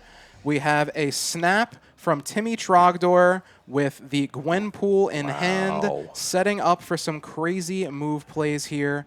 How is Alan going to be able to respond? But the Werewolf on turn 2 feels quite good to have down already, I would say. Yeah, even to have that down bright and early, and with Red Guardian removing that entire ability, making it a -1 Werewolf, we do see Nightcrawler beef out that Silk over into the Monster Metropolis, stealing the priority over in that lane, which will give the priority over to Alan Saint. It's interesting looking at this deck because you see a lot of tech built into it. You see the Shang-Chi, you see the Red Guardian, but then you see the Gwenpool, obviously the brand new season pass card. Yep. And we've heard a lot about Gwenpool specifically in discard lists, but to now see it trying to keep up with Nomura, who's reinforcing that Silk and Werewolf by night, I'm curious to see how they decide to operate this deck and keep these little move elements going. Well, that 13 power Silk, although it is actually a 10 power Silk at the moment, just getting that buff from Monster Metropolis here. We do see Timmy lose his cloak to the Hala on the right lane with the Nomura and the Nightcrawler going over, but Timmy is now setting up with the cloak here, moving the Kraven over, trying to get some optimal buffs here. Will he also move the Vulture and set up for... Is he running Heimdall? I don't think he is, no. So he's not going to be setting up for a Heimdall play. Alan is running Heimdall, as we see in the hand there. Yeah. So this is going to be tricky. What has Timmy got up his sleeve here? I was about to say, I was surprised if they had left anything over in Monster Metropolis, because there's no reason if you're going to be sacrificing putting down that Kraven and Gwenpool over in the right. But a 9-power Vulture never feels bad either, and this is going to come down to the Elysium match as Sandman goes ahead and plays a 7 into the mid. Slight advantage still leaning onto the side of Timmy, who now puts down that Gwenpool and watches the reinforcement hit the Shang-Chi twice and the Ghost Spider once. So with only one card to play here, with a 7-power Shang-Chi, followed by potentially even a 9-power Arrow, are you able to take this down? Well, we just saw what Alan drew. It looks like he's not going for it, though. That was a very quick turn 6 here. Final turn coming out the Shang-Chi. Knocks out the Silk, and there's the Heimdall to go do the electric slide. Slide to the left. I know that's the cha-cha slide, but there you go. Shimmy, Cocoa Puff, listen to it now. Alan Stealing the Saint. Elysium, pass it on 4 cubes now. Boom! He removes it off of Timmy Trogdor, and Alan's got to be feeling good because Timmy is an incredibly gifted move player in particular. So to get a 4-cube advantage on the first exposure for both of these players into this deck, that's a huge, huge lead. Yeah, for sure. The Sandman doing work there. Only being able to play one card really hurt Timmy there, not being able to move that Shang-Chi with the Ghost Spider after he played it. Now we have a very interesting location in Castle Blackstone with Elysium. So you see that Professor X in hand. That can come down on turn 3 if he winds up keeping that Castle Blackstone. And I love that snap, man. I love that snap. Playing down the Gwenpool right now, whether it hits the X or not. Trying to steal down a Professor X on turn 3 with a mana lead potentially via the Castle Blackstone and Werewolf by Night, who's going to be able to move out of that lane. That's got to feel incredibly good right now as Wakandan Embassy gives +2 to everything in the hand, and that Professor X feels even better than it did before. It sure does. It looks like Timmy is figuring out where he wants to play that Prof X. I think they should probably be taking a little bit more time on the timer. They seem to be going very quickly here, but there you go. Yeah. Slamming down the Prof X. That Captain Marvel can get into that Professor X lane, though. So that is something to consider. Timmy's going to have to figure out a way to get more power over there, and I don't know if he can based on the cards he's got here. looking at how it all drops on down, that was one of the things, the biggest changes that we see with the Prof X in particular, as both players know their decks inside and out. We don't even get a chance to think about it, as the movement from Nightcrawler is going to ruin that Captain Marvel. You get the +5, which is going to swing over enough power over into the Wakandan Embassy, and now it is a race, ladies and gentlemen, for Elysium. Is there enough to compete here, even with the movement of Dagger? Are they going to be able to keep this into play? Because as you can see here from that Professor X, he can move via cloak, which is so foreign feeling with this new version of Professor X. This is just crazy to cast here, guests. They are going so quickly with their plays, too. They are well ahead on energy and curve with the Elysium and the Castle Blackstone. I thought the Nightcrawler play into Professor X was brilliant, but here we go. Things moving over to the mid. He moves the Professor X, Craven mid, Silk left, Jeff on the right. Shanky coming down to take out the Captain Marvel. Move it. Where's it going? It's not done yet. Oh, I know. The Silk goes mid. Boom. Buffing both Cravens, so Timmy will retain control of the Castle Blackstone here, but he's only got 2 cards in hand. Both players do. But that was a good draw right there in the arrow, guest. Yeah, nice control element right there for Timmy, being able to keep that middle lane in control, because you do have the Werewolf, which is able to hop on out, knowing that you've already lost that lane. So maybe at most a 3. That could be popped over into Elysium. I don't see necessarily a 2-card play because Sandman's still being retained into Alan's hand. I didn't see what he had beforehand as well, even if there were 2 moves. He had the Dr. Doom in hand. It was just the Doom. It looks like that's what he's playing. The arrow comes down right, sliding the Jeff back over to the right. The Vulture on the right as well, winning right there until the Doom comes down. The Werewolf flips to the left, and Timmy takes the next round here. 4 cubes. Back-to-back from both players. We are now tied up at a giant 6-6 here, Alan Saint versus Timmy. Both players clearly comfortable with these decks because they have a very clear game plan with their decks as well, which is entertaining to watch as a caster simultaneously because you can see that both players, they know it. They know exactly what they want to do. They know the game plan for their deck, and simultaneously it's a very selfish game plan because they know I'm not playing to play defense up until turn 6. Yep. It's just drop down the offense, copy, paste, repeat. Absolutely. And as you saw there earlier, you saw them both laughing. It looks like they're doing a little smack talk back and forth here. Oh, yeah. 2 Move enthusiasts. Move is kind of like the redheaded stepchild of the Marvel Snap archetypes. Doesn't get to see a whole lot of play at the highest levels, but in tournament setting, it can be a lot of fun as we see the Captain Marvel come down on turn 3, thanks to the Psylocke there from Alan Saint. I wouldn't be surprised to see Move make a huge appearance over the next couple of weeks in Marvel Snap as we have more and more of the data mine cards get adjusted and drop on down into the game.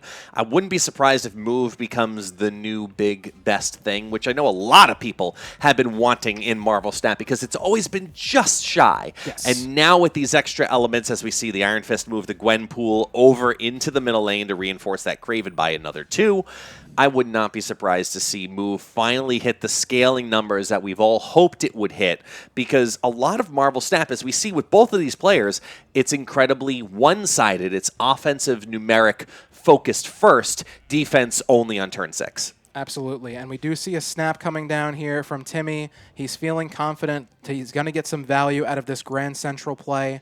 I didn't see what card Alan was playing, but we do have a nice Namora setup here if he does wind up playing that, the Captain Marvel. How do you feel about that Captain Marvel? I like that synergy there. The Captain Marvel with the Namora, buffing that up to 10 power. 10 power that can move at the end of the game is hard to anticipate, guest. It's the ultimate sacrifice lane simultaneously, knowing that a 10 could fly on out, because it's pretty good protection for a single card lane. But if it is going to make that switch on over into any other lane, I mean, 10. You can't ever feel bad with a 10 card, 10 cost. 10 power card. Yes, you know. At first we were talking about Shang-Chi and that other Shadow Shang-Chi thing. Yeah, and now we can barely struggle to think about cost and power as we see a retreat because of all the indiscretion that can come from this style of deck, and both players feeling incredibly comfortable with it. So we're going to move on here into the next round. Oh wow! Look at that, a peak coming down. We have some very cheap cards here. For both players. We have a cheap Professor X, a 2-5 Professor X for Timmy, and a 1-3 Werewolf for Alan. Crazy location to start this game. Both players feeling it a little bit as you see Alan adjusting the hair there. And a Nexus coming down as the second location. So Timmy might get some big value if he goes to lock that location down. But we do know that Alan is capable of getting in that location with things like Nightcrawler. Werewolf could potentially get in there. And then, of course, while those cards are in there, they can be buffed by the Nomura. Even with a little luck via that 2099 on the right combo, we could potentially see something big happen for the Nexus. And now with a Kamar Taj... That's very good for Dr. Doom. It looks like Timmy might be anticipating that, so going to opt to lock that lane down with the Professor X. He doesn't want to be allowing Alan to play any on-reveal cards in that lane to get the Werewolf over there, but there he goes.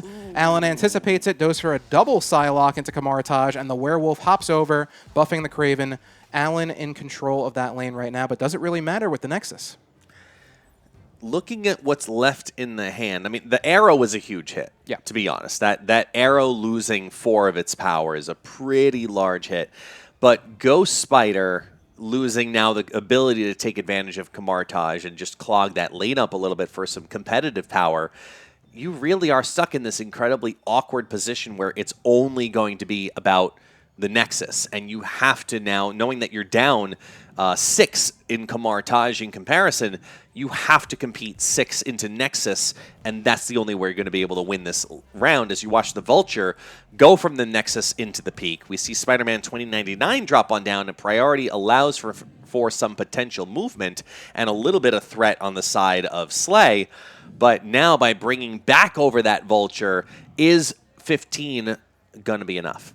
Well, it looks like Timmy is in control here because Alan doesn't have any way of moving that Spider-Man 2099, so he just buffs it a little bit with the Nomura here on turn 5. Not the biggest swing, but he does get the Werewolf to jump back over, so he's probably setting this up for a Werewolf to move over to the Nexus. Timmy pulls the Vulture back over mid and drops the dagger left. What is he going to do on this final turn here? I really hope he was hoping for Werewolf to move on over as he looks at that Sandman as the next potential move. Yeah. Alan's taking the retreat right here, even with moving over that Werewolf, putting a 16 power into the Nexus, trying to compete up against 11, and you're dealing with a Shang-Chi potentially. I mean, it's a smart retreat for a very minimal amount, and we're now stuck at 5-5 heading into high stakes. Yep, good retreat there from Alan. Again, not losing more than 1 cube. Some very interesting plays from both sides there. I think if I was Timmy, I probably would have wanted to use that Iron Fist on the Kamar Taj if he had it, but it doesn't matter. We're into the high stakes here. The Kraven coming down for Alan. Timmy got nothing to play right now, but that's okay. Move is typically saved for the last 3 turns anyway, and that is what he's got here with the Iron Fist now. I don't think he's going to go for the Red Guardian just yet. I do think they need to kind of take more of the timer here, but they're just laughing, having a good time.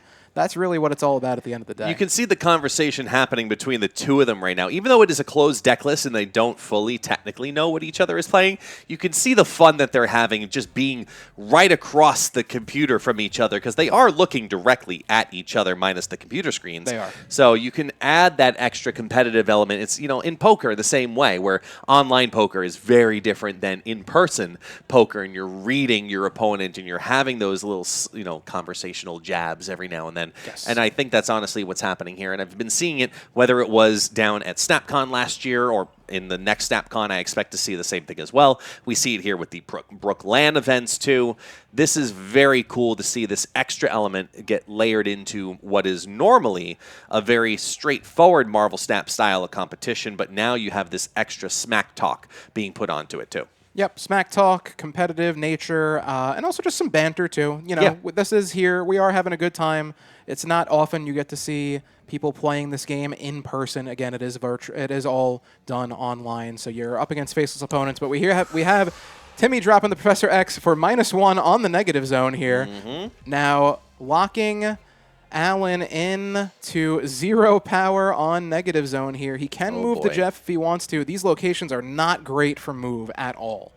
Yeah, this is a rough position right here. Even if they do the full magical play of try to eventually get that werewolf over into the dark dimension, it's going to go up to upwards of only 7 power given the reveal order. So they could steal one location, but they're going to immediately sacrifice the negative zone at the same time. And I like the Magneto call here just to try to cancel out some of those extra moves, given that the priority is playing into the hands of Timmy. Yes, the Magneto is the biggest stats he can put on the board right now. I suppose he could also go for maybe Iron Fist and Arrow for 1 additional power, but he does go Magneto here trying to get that werewolf off negative zone. Doom comes down, moving the werewolf mid. There's the Magneto to pull it left. Timmy might have just cost himself the game with that play. And there's the Captain Marvel, and sure enough, he loses 4 cubes to that. Oof, the Captain Marvel... Just, you know, even at a 5 power, many people have said, oh, man, she's not good, she's not good. Yet all of a sudden, I feel like it's been in the last, like, 30 days or so, we've started to see, because of Nomura, the re-rise of Captain Marvel. Do you personally think she deserves to have a little bit of a buff to give her some kind of love outside of Nomura decks, or is that her forever home from now on? Well, she's definitely good in Nomura. I think she has a slight home in C5. A lot of move-based cards are 5 power. You have Silk, you have Spider-Man, you have Polaris. You did have Miles Morales, although he just found his way out of C5 with the recent buff to 6 power. So I think she does have some other homes. I think with the buff recently to 5 power, she was a 4/4 for a little bit. So her getting that 5 power has helped have her see a bit more play. And I do think, like you said, with those upcoming data mined move cards for the upcoming season, we will see a bit more of Carol Danvers. But here we go. We got the Vulture coming down mid, getting the buff. The Silk moves over to buff the Kraven, and the Shuri's Lab gone. So no extra buffs there. Both players taking a little bit of advantage before it's gone.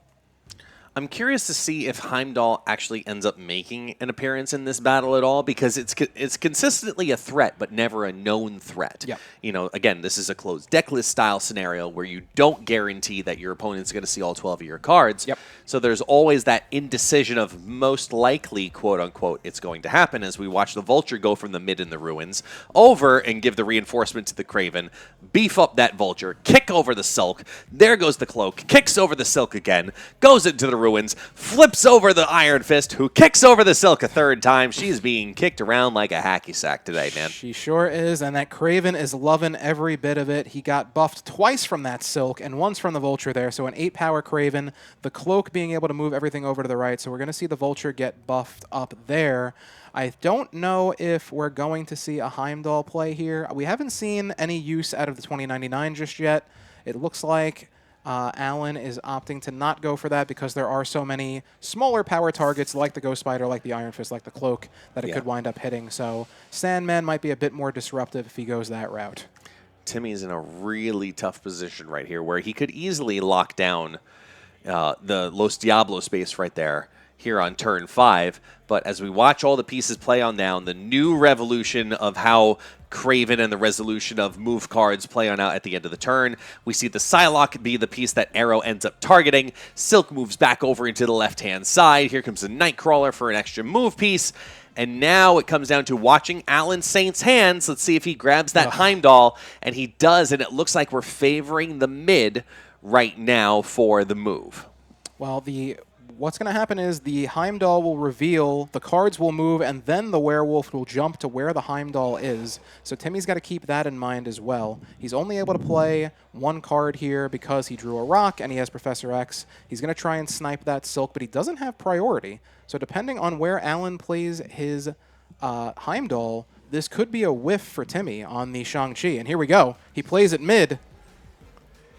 Kicks on over that Nightcrawler and Spider-Man 2099, which takes out the 9-power Arrow out of Subterranea.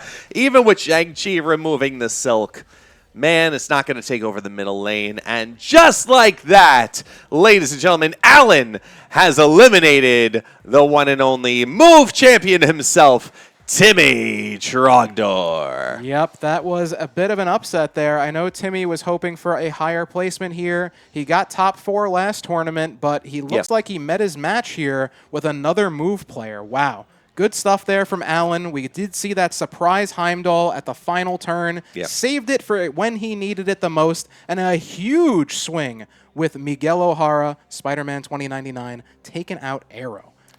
that's an 18 power swing there, Guest. Yeah, that is a huge play, and maybe that is the signature deck that Glenn Jones has been slightly hinting towards for it's got to be months now at this point, trying to say there's a secret 2099 deck that everybody needs to know, and just won't reveal it to the public at this point. It's his own secret pet project, apparently. So. Yeah, and look. I'd love to say that 2099 is a competitive card, and then there's moments like these that make you go, you know what? Maybe there is actually something there at a 5-cost version of 2099, and maybe the future gives us the final pieces for all of us to say that Move is the next place that we should be evolving to in competitive Marvel Snap because of all of the indecision that happens every single turn. You have so many different moving pieces going every single turn. It's tough to keep up at times. It definitely is tough to keep up. I do find that Move has that one consistent problem, though, Guest, and it's that no matter how much you build it up, no matter how much you are moving and schmoving, it still just loses to a Shang-Chi sometimes. You can scale as much as you want, but if you get punched in the mouth, sometimes that's all it takes. Even with a good Shadow King or Shang-Chi, which is going to be the consistent thread between the two of us at this point, both of them will annihilate those cards at points. Yep. But, I mean, maybe we start... Look, we've seen Professor X already make a rise in move decks now since his new adjustment. Maybe we start seeing Luke Cage simultaneously, so now it's one less issue that those decks have to deal with because it is just about elimination more than anything else. So I'm curious to see what's going to happen here with the future of Move here in Marvel Snap as we try and get ready for the next couple of segments here. We hear from the big man himself, Super Tech God. What good, sir? So we are going to be sticking around for the next match here as well, Guest. Cool. Super Tech God has to use the little boys' room. Or maybe he doesn't, but he wants us to be here on the stream for the next match. So we're going to get that next match figured out for you, take a quick break here, and hear more about SnapCon, and we'll be back shortly after these messages, folks. Are you the Hip Squad? No. Captain Marvel jumping to the left. You guys are fancy. Yes. Oh my. That's 3 strikes already. Team Yellow wins Snapperty. He has gone undefeated in the ring. Taking it back home with me, ladies and gentlemen. That created a very interesting meta. It's going to be epic. We got some awesome competitors here. +1. Misty Knight going to the right. Gets him over the top. And Rocco Sacco wins it in an amazing final game. Rocco Sacco is your SnapCon 2023 champion.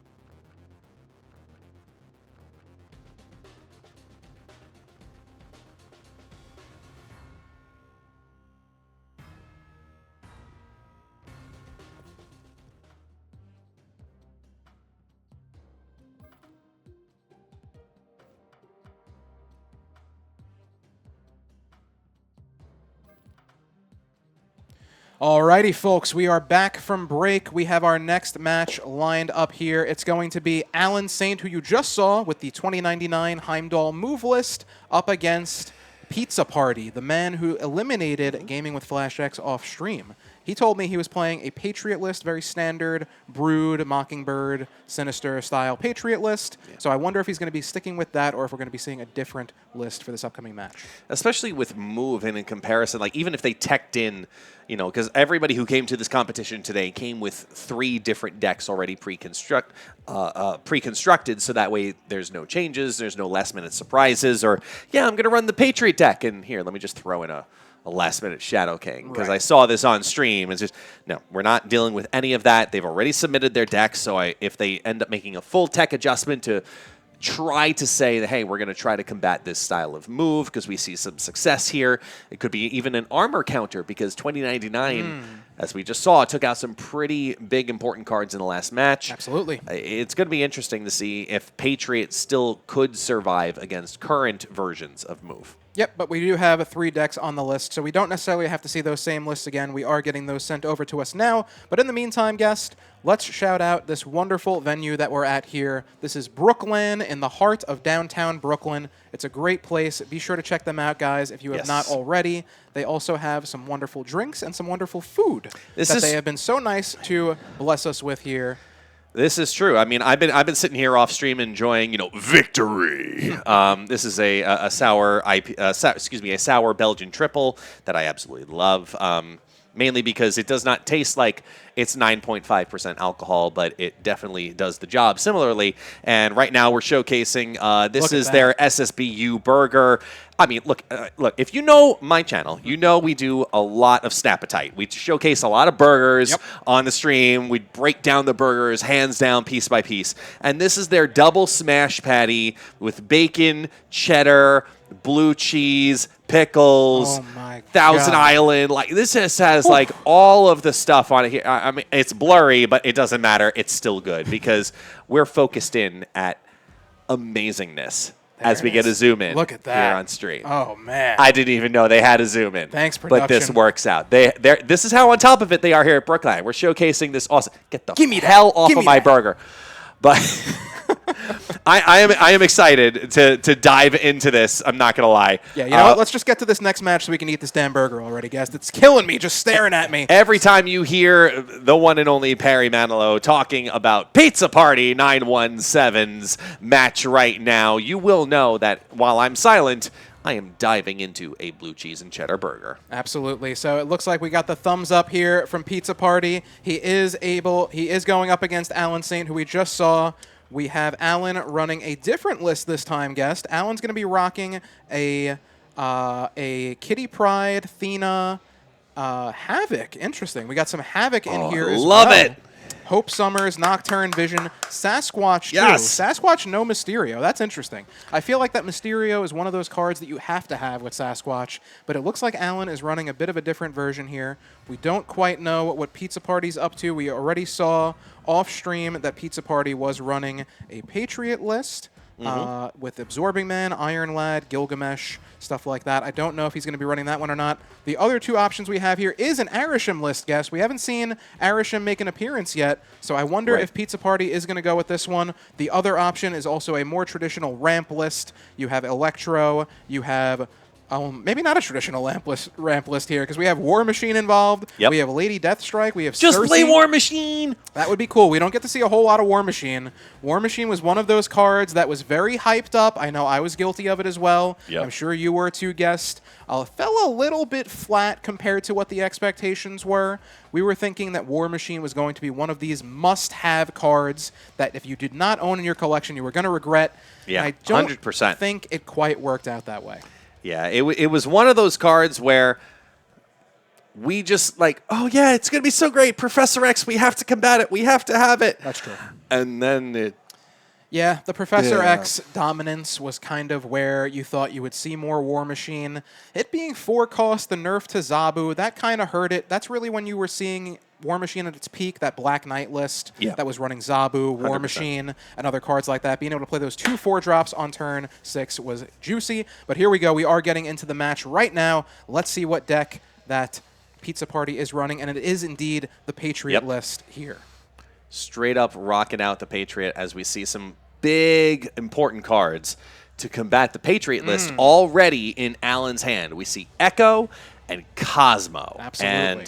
And a Nowhere even drops on down as one of our first locations in round 1. This is not going to feel good to start us off here on this first initial opening round as Thena goes into Nowhere and Nakia puts on some extra power across the board. Yep, Alan definitely benefiting from these locations a bit more than Pizza Party here. We do have only just a handful of on-reveal cards, if any, for Alan. If anything, I don't think Alan is running any on-reveal cards, looking at the deck list here. So looking pretty good here for Alan with the Nowhere. We have Fogwall's Gym coming down. Doesn't do anything in battle mode, unfortunately, but that's one of those locations you'll love to see on ladder. And I love that we finally also get to showcase in the competitive aspect here of Marvel Snap as Magic's going to flip over that Vibranium Mines. We get our first showcase of an Arisham deck finally here today to take a look at what that power advantage could potentially do to benefit Pizza Party. Yep, my bad, folks. I saw the Mockingbird. I assumed it was going to be Patriot because Mockingbird is always in there. But look at all those gray border cards. Of course, that's Arisham. So my bad on that one. Pizza Party playing Arisham, Alan Saint playing the Echo, Thena, and the ramp. What do you call this kind of list, Guest? With Elsa, Thena. I mean, not little movers. It's not that full aspect as we watch the Silk start to drop on over into Nowhere, but it's that initial base shell simultaneously. So yeah, the previous known Silky Smooth list, right. Where you saw those scalers like Angela, being able to play all those cards in that one lane and then move them off. This is kind of a variation of it because we have no Angela here, but we do have some of those moving cards like Nocturne, like Silk, and we do have Pizza Party running the Arisham. You see a snap coming down from Pizza Party here, I believe. I'm bad with those snaps, Guest. I'm going to be totally honest with you. So no worries. The easiest way to tell if you're watching in any game on any stream, you always want to take a look at the cubes themselves. Right. So based on the next turn, you can take a look at the cube and you can see that there are circles coming from it. If circles are emanating, that means that they have a snap eligible, which means the point of view that you're watching can still snap. Therefore, we know that Slay was the one who actually snapped, and because we're watching from the perspective of Pizza Party can still retaliate with another snap as well. So right now, Slay came on down with the snap while sitting on Cosmo, Elsa, and Hope in the hand, and Pizza Party with a full assortment of 6-cost cards looks to see if there's any way that he could get some value out of that Super Skrull, or if Quake is going to end up being its best friend by switching out that on-reveal negation via the Nowhere. There's a couple of different plays and directions they could run with this, but I want to shout out the Sasquatch play, Sasquatch decision in this deck without Mysterio. Yep. Because it's a really unique thing. As you said, normally you see Mysterio specifically in these types of builds, and I don't think it's as necessary as we watch the Nocturne flip on over, negate that, to flip over the Danger Room, which is going to move over Silk number 1, does not destroy Silk number 2, and the Super Skrull enables that Cosmo to go on into the mid. Power's going to reinforce across the outside borders, and that's going to be 4 cubes in favor of Pizza Party in round number 1 for us all. Absolutely. We saw Slay, Alan Saint trying to pull a fast one there on Pizza Party with the Nocturne, but Pizza Party was ready. He read him like a book. Thankfully, the Danger Room didn't screw him over. Must be nice. Yes, as we see our Arisham animation for the first time here now in Pizza Party's hand, and he draws nothing but Arisham cards. We get a Sunspot, we get a Blob, and a Cull Obsidian. That's almost a dream scenario as 4 Arisham cards are opened into the hand for Pizza Party. Talk about the unknown with Limbo on top of it. The same exact spot, Limbo being the first location, so we know that Alan has the Nocturne. Isn't real, right? No, it's not real. It's not real. Just making sure. So, I had to interrupt and this confirm. tournament here? Sorry. Anyone? Okay. It's fine. It's not real. It's all in your imagination. Not guys. at all. Nope, not a real thing. Anyway, we do have no cards that Pizza Party brought with him, but he does have the benefit of floating that extra energy he gets from Arisham into that Sunspot. One of those good cards to run in Arisham. Of course, it was generated in this case. And why not add some more random cards to your hand with the Camp Lehigh as well? that Cull Obsidian and Sunspot, that could solo the Limbo lane, and that's a great snap, in my opinion, from Pizza Party, because that lane all by itself, knowing that you've got extra energy to drop, and it's only turn number 3, plus a Limbo round. I mean, 2 cards in there, plus you're sitting on a blob. That's at least a 15 power card. As Expansion drops down another magic. Another one. It really ensures that nothing's happening to these Limbo lanes as a simple, tiny, Misty Knight drops into the mid. That's actually quite big because now Nocturne can't turn them both off. I mean, in theory, she could if there were other ways to move the Nocturne, but that is not what Alan Saint's running here. And 14 power on turn 3 for Pizza Party. That is what you see the capability of Arishem, being able to put out huge power early, the arrow smoothing the Hope Summers over to the left lane, and the Silk and Thena coming down for Alan there. So we have priority in Alan's favor as we go into turn 5 of this 7-turn game. I like the blob play in the right in particular here over the potential stealing of the mid, because at least you can still combat it later on. And knowing that Thena's most likely going to try to project at least getting +3/+3 over the next 3 turns. Try to keep up with that lane in particular as Sasquatch drops into Limbo number 1, followed by Kitty Pryde. Get the extra mana from the 2 Hope Summers hits, and Blob shoots up to 17 in Camp Lehigh. Maybe Pizza Party gets lucky and clicks on in and we get to see what it absorbed. But 17 power is at least a pretty decent hit for a Blob. Yep, definitely pretty decent. It's also a shame for Alan. He had the Cosmo in hand, and he had priority. If he knew a Blob was coming down, he would have been able to deal with it. But of course, he wanted to play into that Hope Summers lane, so Pizza Party opting to go for the Blob in a safer location, not expecting a Cosmo there. It works out for him. Looking at the amount of gray borders we see from this Arishem deck, it's impressive that they're able to keep on up right now as we watch Silk go from the mid over to the right. Here comes the Yelsa, followed by the Nocturne, who can eliminate Limbo number 2 at least over in the middle, as we have a full casserole lead right now for Pizza Party. Hey, we're in New York. We're on PWROn Gaming's channel. It's not a casserole, guest. It's a bacon, egg, and cheese. Get it right. This is true. It's a full-on bacon, egg, and cheese. And it's not a K. It's not a C. It's a G. It's a bacon, egg, and cheese. Bacon, egg, and cheese. Damn right. Damn right. As we look at Havoc and Red Skull trying to counteract each other a little bit from that negativity over in the right-hand lane, keep up with the Athena and anything scaling over the top. We know the Nocturne can slide on out, and we give another +2 power potential over into the right Limbo, depending on where Nocturne wants to land. Man, this is a tough read going into this final turn here, because there's a lot of power that can be dropped from both players. Looking at Havoc, looking at a 6-power Ant-Man when all is said and done, and then maybe something a little extra from Red Skull. Yep, we're about to see it here. The Nocturne moves right, changing the Camp Lehigh into Central Park, so we have every lane filled here. Will it wind up making a difference as the Ant-Man and Red Skull reveal? Squirrel. Havoc to finish off the right. Sage coming down on the left with 12 power, but it's not going to be enough to win that left lane for Allen. The Jeff coming down, the Echo coming down. It ties mid, and the Havoc buffs up on the right to take it for Pizza Party. Another big 4-cuber there as you see Allen laughing it off.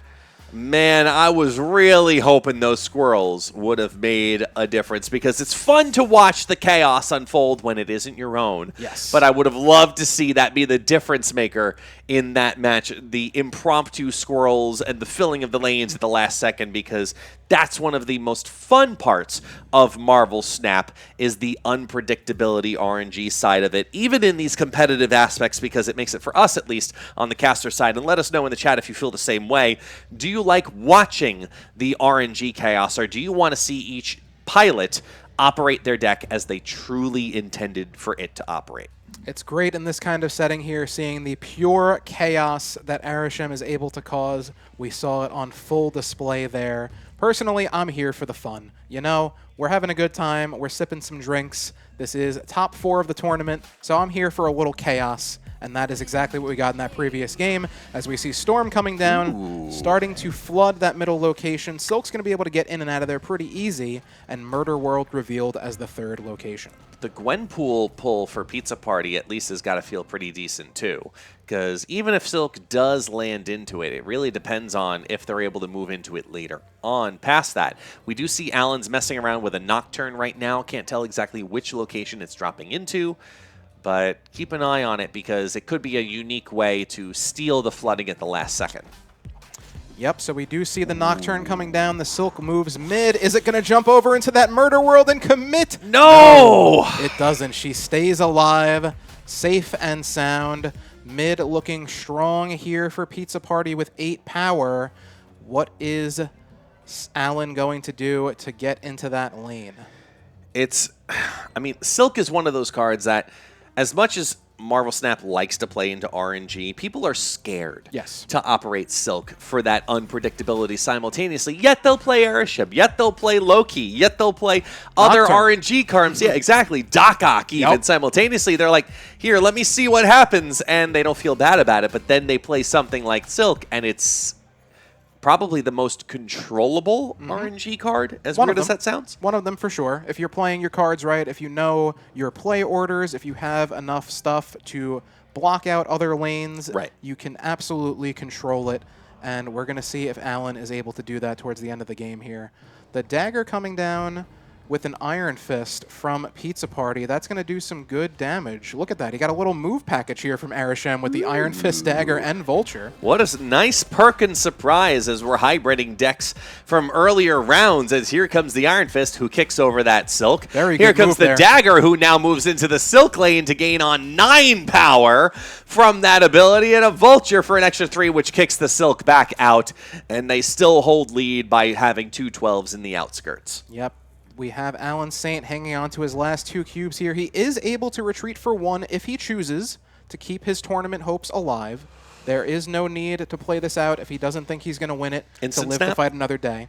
I would definitely snap if I was Pizza Party because you have nothing to lose here. You're up 10 to 2 cubes. You should force him into this situation. But Pizza Party feeling a bit generous here, not locking it in just yet. He doesn't have a great final turn play here, just the Helicarrier and the Quinjet. It's going to be important to figure out where that Silk lands and if it's going to make a difference.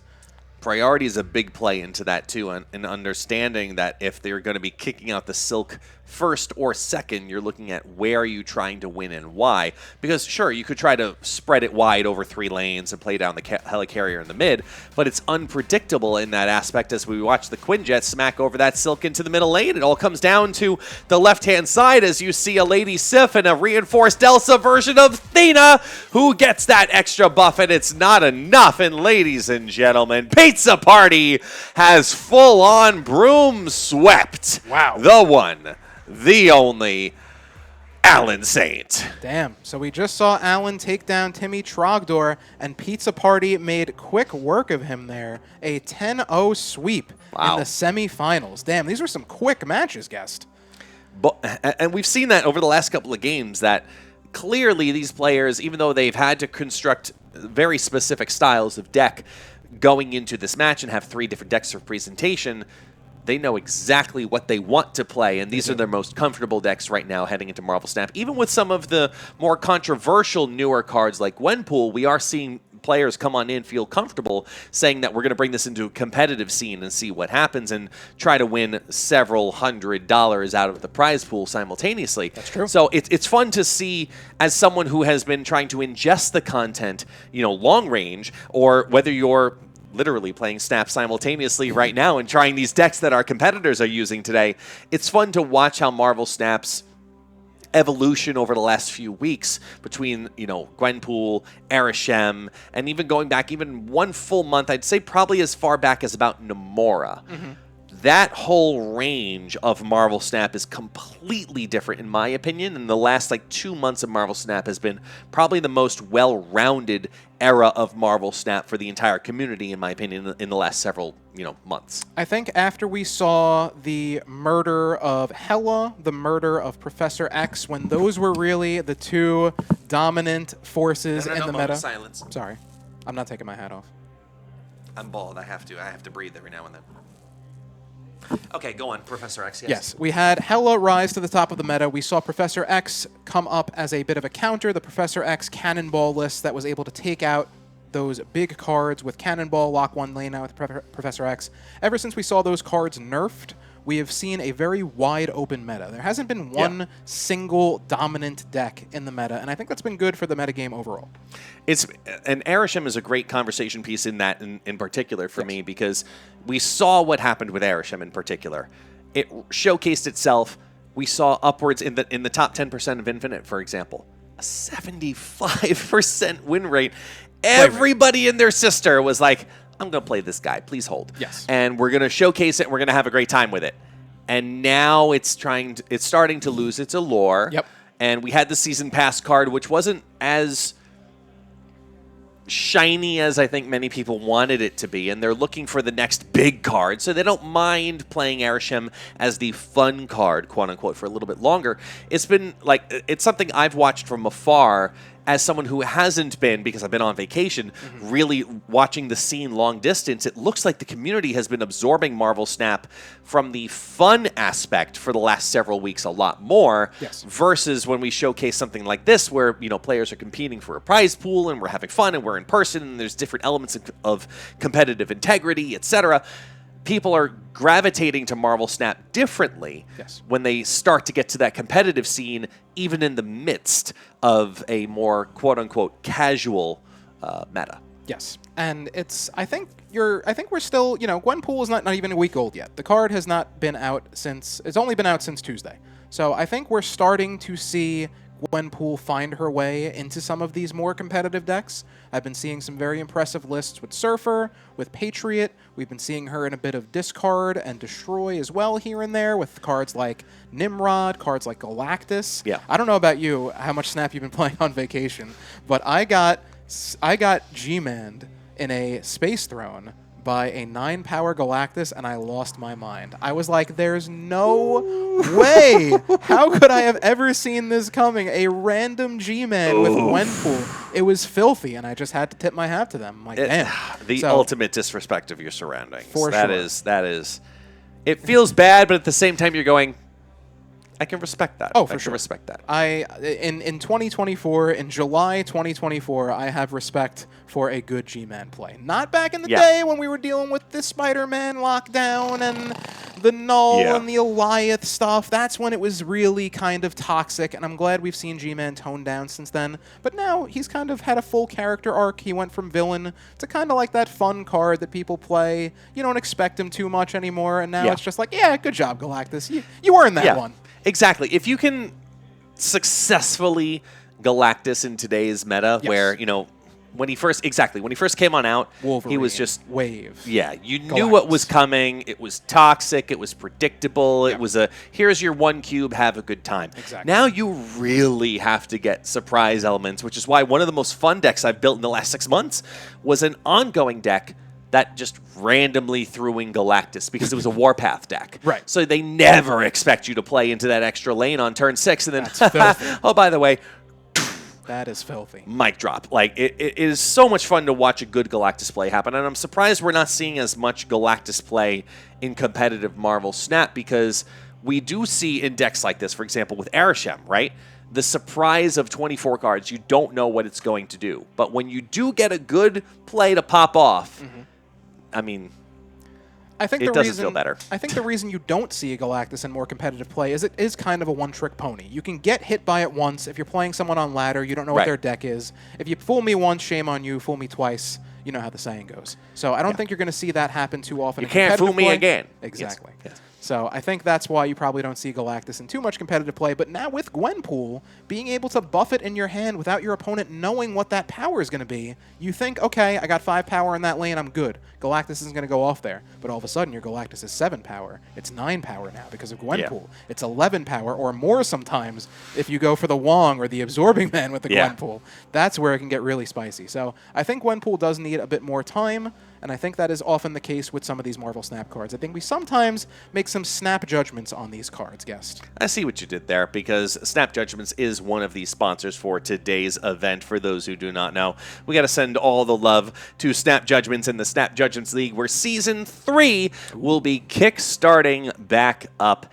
I want to say as early as next week now. It's all a blur because once I come back from vacation, y'all, we're going to be shoutcasting those battles on stream on my channel. Once again, I am super excited to be working with the one and only Pulse Glazer, who you may know from the Snap Judgments podcast, as well as every YouTube video under the sun that you've probably seen. Every single day, that man is out there uploading videos. He's outside this door right now enjoying some well-earned time off. So we are going to go and throw it to break here as we prepare our second semifinal match of the evening. So stick around if you guys want to see some more hype Marvel Snap action. See you soon. Are you the Hip Squad? No. Captain Marvel jumping to the left.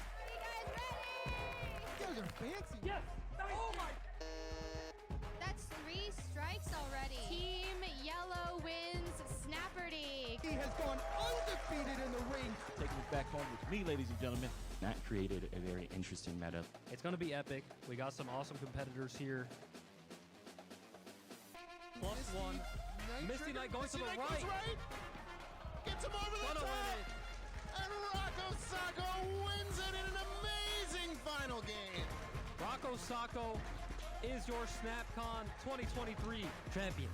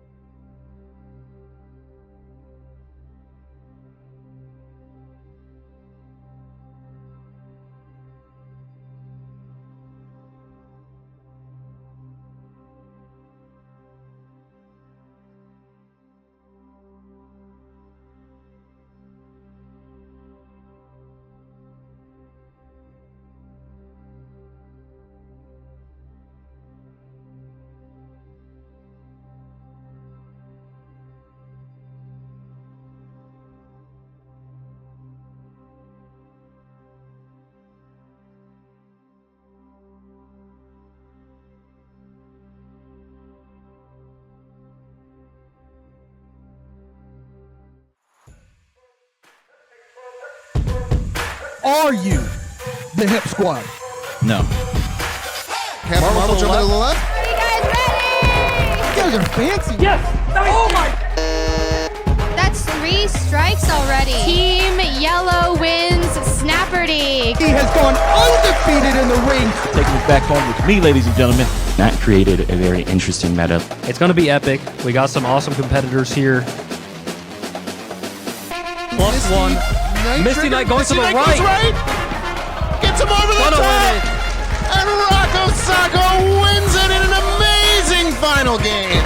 Rocco Sacco is your SnapCon 2023 champion.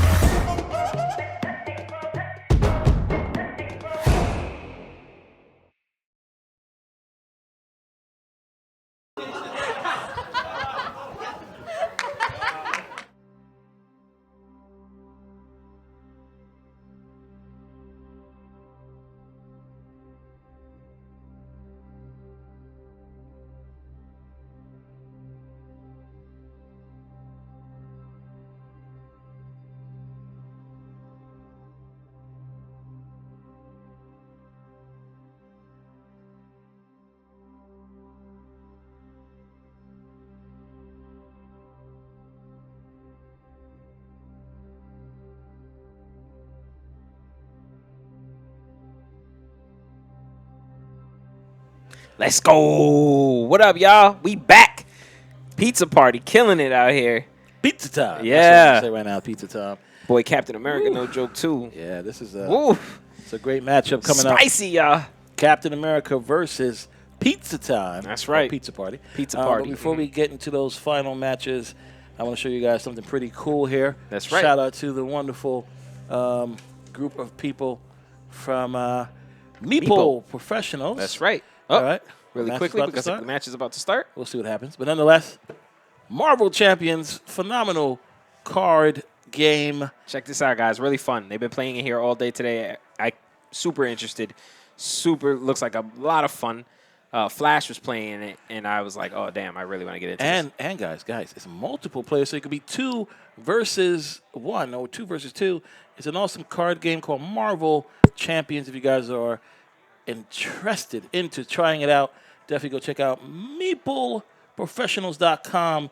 It's a cool card game, that's right. Flash is out there playing it right now. Yep, killing the game. A lot of people are here who got eliminated enjoying that card game. We will leave some more information in the chat. That's right. Or we'll tweet it out later, so make sure you guys are following PWROn Gaming over on Twitter. Of course, guys, if you aren't following now, you should follow the PWROn Gaming Twitch channel. Click the follow button. Wait a second. Can you please pass my drink? Illumi. This drink is for Illumi you. in the building. Happy birthday. Illumi. Happy Click. birthday. Happy birthday, Illumi. Shout out to Illumi. Happy birthday, Illumi. Kiki.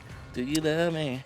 You wildin'. There we go, Kiki. What's going Let's on? please get a shout out for Illumi in the chat. Yes. It is her birthday, ladies and gentlemen. Let's give her a nice shout out. That's right. Kiki, my favorite Drake fan. Let's go. Now, also, we have giveaways still to give away. Make sure you guys doing hashtag BrookLAN. That's right. Because we'll be giving away everything, including the kitchen sink. Yes. After. Including the kitchen sink. You giving a kitchen sink before the matchup. We'll see what happens. Okay, all right. Yeah, we do have some giveaways still to give away. That's right. So make sure you guys hashtag BrookLAN. Make sure you guys are following. That's right. Because if you're not Click following, that follow, guys. He won't give you the prize You if won't you win and you're not following. Unfortunately, he's cold. He's cold-blooded like that. So we're going to pick some winners right now. Oh, wait a second. We got matches starting. Not yet. We'll not pick yet. winners We're just afterwards. zooming into them. Captain America right here, ready to go to work, ready to get his championship. Looking super focused. Look at him. Look at him. Hold on. Shout out to BrookLAN with the with the music. Yes, this is intense right now. This is intense music. Look at pizza. Look at that staring pizza. Look. That's a champion This stare, is the dude. top. This is the top 4 killer, ladies and gentlemen. He has taken out Flash. Yep. Taken out Deadman Falcon. Yep. He is on the rise. He said top 4 who? Oof. No one. He is Pizza Party. That's He's here right. to stay.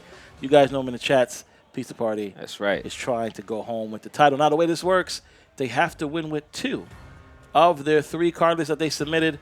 So let's see what happens as they get. He took down ready. our top 4. Yeah. He took down our top 4. He didn't say top 5 because then I'd have had to get in there and play and win. You know what I mean? Take Pizza Party out. But he beat our top 4. Yes. All right. We're going to pull a winner for one of those wonderful PAX codes. We already gave away one. Let's give away another one. And that winner goes to the Destructive One. The Destructive One. Are you still here, buddy? Let's go. Yes. Destructive One, you get a PAX code, my friend. Congratulations. Either Ligature Marks or White Wayne Brady, please keep track so I can make sure I send That's right. their winners their awesome, awesome things. That's right. Destructive One, reach out to me somehow so I can make sure I give you your stuff as well. Whisper on the PWROn channel, or you can whisper Super Tech God directly. That's correct. All right, let's pick another winner for another PAX code. And we got the matchup starting. All right, here we go, guys. We're in the finals. But you do. I already picked the winner. Carlos something. Corolla Storm. Congratulations, Corolla Storm. If you won, whisper the PWROn channel or Super Tech God. But congratulations. All right, guys, our final match has started. Pizza Party versus Captain America. Now we have Internal Arc here, and Internal's Arc is foolish because after turn 5, the other locations turn to flooding. So now here's your chance to fill up those lanes. It looks like Pizza Party came with a high Evo Erisham card list. And, of course, over on the top side, we have Sebastian Shaw, Hope Summers, and Iron Lad. Pizza Party's list is all the discussion out here. People are very surprised he came to the party with Arisham. Yeah. All right. Here we go. Daily Bugle's the next one, giving them their cards. So Sebastian Shaw comes over. That's right. And, of course, The Brood. he gets the Brood. Now,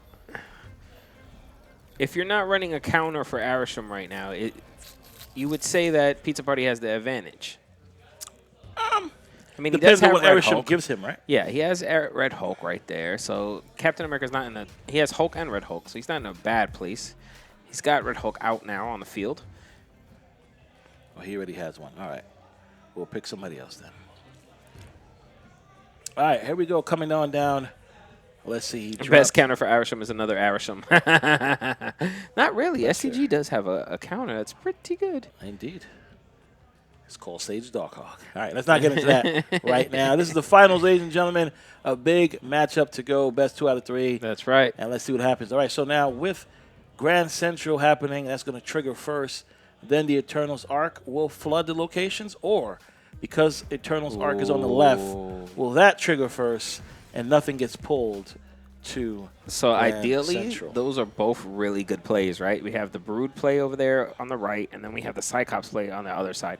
So those are essentially Storm plays, right? Those are the two cards you would want to put, other than Juggernaut. But that was really good play right there. So 2 things happen. He has Quake in his hand. Mm-hmm. If he quakes that location, but he doesn't have priorities. Oh, yes, he does have priorities. Yes, So he does does. quake the location. It could throw off Pizza. No, throw off Captain America. Yeah. But he's just going to go ahead and put power there and wait and see because he has that Hulk ready to drop. Oh, he changed his mind. Oh, he is going brought to the cards. Yeah, brought the cards back. There you go. Now we're playing Hulk mid. Then we got the Gwenpool on the other side, giving the buff to Iron Lad right there. All right, there it is. So you have your Surfer. You don't have Wong, so you can definitely win that right lane. Yes. But now you have to think about you got to give up on the mid. Yeah, you got to give up mid, in my opinion. Well, no, Sebastian can proc up with Surfer, but it's not. Is it enough to get him the mid? I don't think so. No. He has to win left and right. He has to win, but the right, I assume, is easier to win. And the issue is you got to play out your power because if you don't, there you go. Red Hulk buffs anyway. Now, see, that was a smart move right there, guys. He knew that it was going to be difficult for him to win the right and the left locations with just what he had in his hand. So what happens next here, guys, of course, this is the final, so everybody's going to be very conservative with their snaps. So we're in for a long one here, guys. Let's see if we can take it home. All right, now we have the white hot room. This is what it felt like last time we was in here. It actually feels pretty good in great here today, now. Yes. the last time. I'm actually okay right now. It's actually pretty cool in here. Blame it on the juice. It's actually supposed to make you hot, though. Quinjet comes down the middle, guys. Let's go. And there go Forge over at the top on the other side. Forge, Quinjet. Now, with Quinjet down, you know what happens next, right, guys? Oh, great Anything web. coming Look at from that. the wonderful Erisham will be discounted. Nocturne on the left makes sense because the Great Web pulls it. It will change the location, but he did not do that. He went for Nick Fury. And there goes Red Guardian taking out the Quinjet, which is unfortunate. Ugh. Nick Fury bringing in those cards, which would have got a cost reduction had Quinjet been alive, but it is not. Sasquatch will, though. Red Guardian is one of my favorite cards as well. Yes. As you guys know. He's so good toxic. at sniping. Toxic cards. card. Especially for killing Iron Mans, right? Agreed. All right, we got the Great Web over there. Sasquatch play. Oh, Gwenpool goes over to the right. No Nocturne play, though. Gwenpool did not hit Brood. I know that's what he was aiming for, and that's something we're not with Gwenpool. You don't need to think about because, I mean, listen, you put in a card list in hopes that she hit the certain card you want, and 9 out of 10 she won't. So it is what it is. At least you got a big, chunky Hope Summers, which you won't play anyway. So let's see what happens next.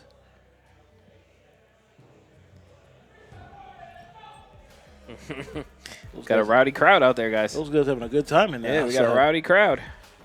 Might have to break out a riot if the wrong person wins. All right, Gwenpool, absorbing man the Gwenpool, then trying to hit the Brood again and does not hit the Brood again, but Nocturne and Sebastian did get hit. Nocturne did get pulled, so now it turned off the great web into Los Diablos base. Mm-hmm. That's right. I know Espanol. Wow, bro. Really? Yeah. Cena doesn't know. Cena doesn't know it. It's fine. I would pull the Nocturne either Snap coming down from Captain Ooh, America. He's confident right there. That was a confident snap right look there. At the smile. Look at the smile on his He face. ain't mad. Yeah. Pizza stopped in his tracks. Like, wait a minute. He said, "Pizza who? Pizza out here giving y'all trouble? Watch this snap. Snap. Wait a minute. Pizza time. Pizza. All right, so look at his hand right now, guys. I mean, Pizza Time has great plays. He has the Hulk, he has Titania, he has Killmonger, and he has Polaris. So what does our wonderful Captain America have in his hand? He has Shaw, Iron Lad, Nocturne, And whatever he played. All right, let's see what happens. Plays go down. Nocturne, Changing it. Oh, that was good. Kind of screwing. That was kind of good, though. It's definitely screwing over Pizza Party. Ooh, he pulls that. There goes the Forge, bringing it out, but still very good. Titania. Ooh. Pizza Party wins. Bacon, egg, and cheese. Bacon, egg, and cheese, ladies and gentlemen. Bacon, egg, and cheese. I'm confused where the snap came from. Yeah, Captain America was fooled, is what happened. The Polaris taking cards out kind of shifted things. Captain, what's happened? Facts. I think Pizza Time is just definitely overthinking, but he got this. You think Hulk left would have won it? Okay. All right. Well, Pizza won anyway, right? So well, we all know what happens, chat. When somebody snaps, you're like, wait a minute, wait a tick. What's going on? Yeah. And it kind of makes you second guess, just like how Kang does. Yes, exactly. So I was just about to say that. Exactly.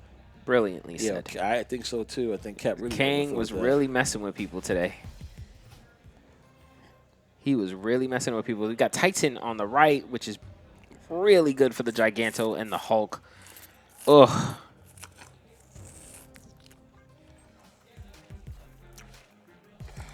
Then there it goes. Killmonger takes away the Quinjet, which is smart because you do not want him being able to cheat out cards or any earlier. Snap came down again from Pizza Party. Captain America. Oh,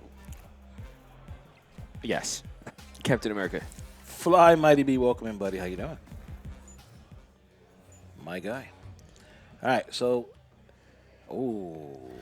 Legion goes and if Pizza Party plays Legion. That's a really good play, but he's not going to play Legion's moving towards the Claw. I guess not yet.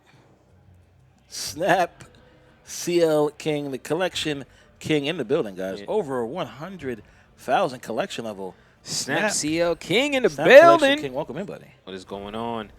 I've been here for 3 hours, Tech.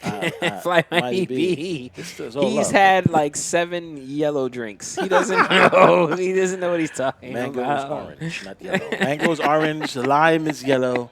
That drink is clearly yellow, but it is what it is. Back to the games, folks. Pizza Party is having Captain America on the ropes here. Captain America is contemplating. Yeah, he's stressing. You can see. Yeah, you can see. It's like, Titan feels better than Legion, right? I agree. It is pizza time. Pizza Party is putting a lot of pressure on a lot of people. Yeah, Gwen should have been a 3 cost. Then we would have been just. That's what I said. I said a hair cost. That's what I said on the podcast. Marvel Snapcast podcast on YouTube. Fogswell Gym. I've seen a lot of Fogswell today. Is that like a hot location or something? Doesn't matter. They don't get anything. Yeah, that's what I said. It's not fair that they don't get to benefit this from friendly battles. Yeah, she is fine at 4. I'm just saying if you want to put in Surfer.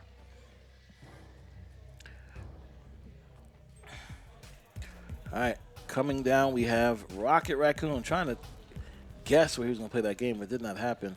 We got Aunt May. We have a negative card, which I think he won't play. But he does have a Hobgoblin, and he also has Grand Master. Now you Grandmaster the mid?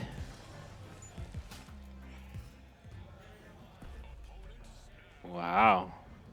Feels ironic. Yeah, P1, that's what happens, right?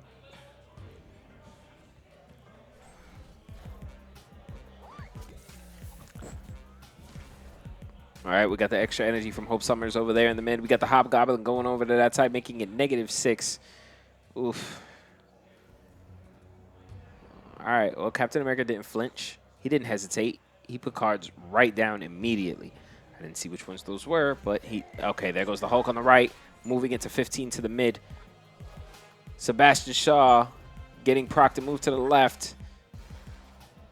And then we have the Nocturne, giving the Hope Summers energy cheat. Let's go.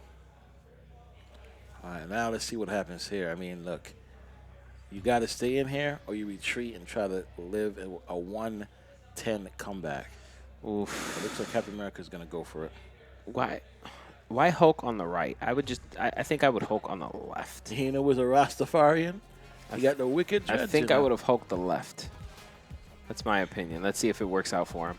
We got Quinjet in the mid. The Broods go and take the right with the Surfer. See? Oh, wait. Nope. He wins the 2 lanes. Sebastian Shaw would have won the left. Yeah, so it didn't matter anyway. Victory. Yes. Captain Great America. play by Captain America, fighting his way back. Let's go. Put a little dent in Pizza Party's armor.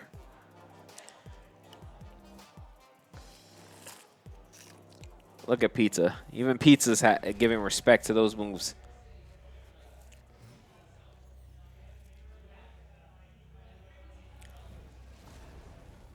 So we have Loki in hand? What? Who brings Loki to this? You got Jean Grey, Loki, Hulk, and Wolfsbane for Pizza Party. And we have Hope Summer, Sebastian Shaw, Brood, Iron Lad for Captain America. Oh, Isle of Silence just killing there. Limbo on the left. What will the third location be? Playing Jean Grey right now is going to be tough. So I think he... You're not quaking. No. Forces Captain America to play on the right side, which is Danger Room. Oh, this is going to be interesting. Now both players have to play in Danger Room. But Captain America has Brood, right? So it's going to be essentially very easy to, yes, fill that lane and then get out of there and play to another lane. So what happens, guys, when you play on the unrevealed location, it might end up to bite you back in the butt. And there it is, ladies and gentlemen. Because Gwen Poole can go ahead and get destroyed right now. Now, Brood can... Oh, okay, Hope Summers lives. Okay. Oh, both of them survive. Hope and Jean. Look at that. It's just would you lucky for the Summers girls. Would you Doc Ock here? Not at all. I think that's kind of helping Captain a little to get out of that lane. Let's see. We got the Forge. Sebastian Shaw will buff Gwen Poole, who will buff, and I'm sure he wanted Shaw in his hand to buff. Hit Brood. But it hit Brood, ladies and gentlemen. And it hit the Nova, which you don't want. I think he was aiming for Exactly. Ireland. Why would you Doc Ock? I have no idea. Yeah, Pizza kind of went off the rails there. All right, so... You play your Nova right, and you play... Yes. If Nova destroys... It still procs up Sebastian, right? Yep. So then you play your Brood another lane. Absolutely. What? What is going on? What? Okay. Pizza Party's being mean. Pizza Party kills the Iron Lad, which sucks. But it's even worse. Throws the Limbo over to the right, and then puts Danger Room right there in the mid. Will Captain America's card survive?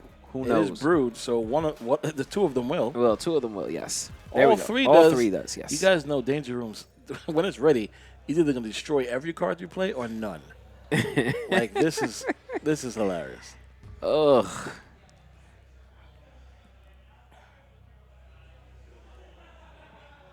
This is interesting because it looks like Pizza has the advantage here. I don't know. This looks like a retreat. Play your final life out. I don't believe so. Surfer's on the board, so Surfer will buff Shaw. Okay. He can't really do anything else in that lane, so it Well, belongs Hope to Summers Captain is a America. 3.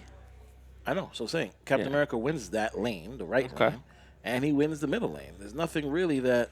But he played a couple cards, but he has just a pig. I don't know. So what has to happen? That Quake play is going to kind of hurt Pizza Party because now he has to play something large in the middle to try to win that lane. Yeah. So he puts Hulk there. Hulk might get destroyed.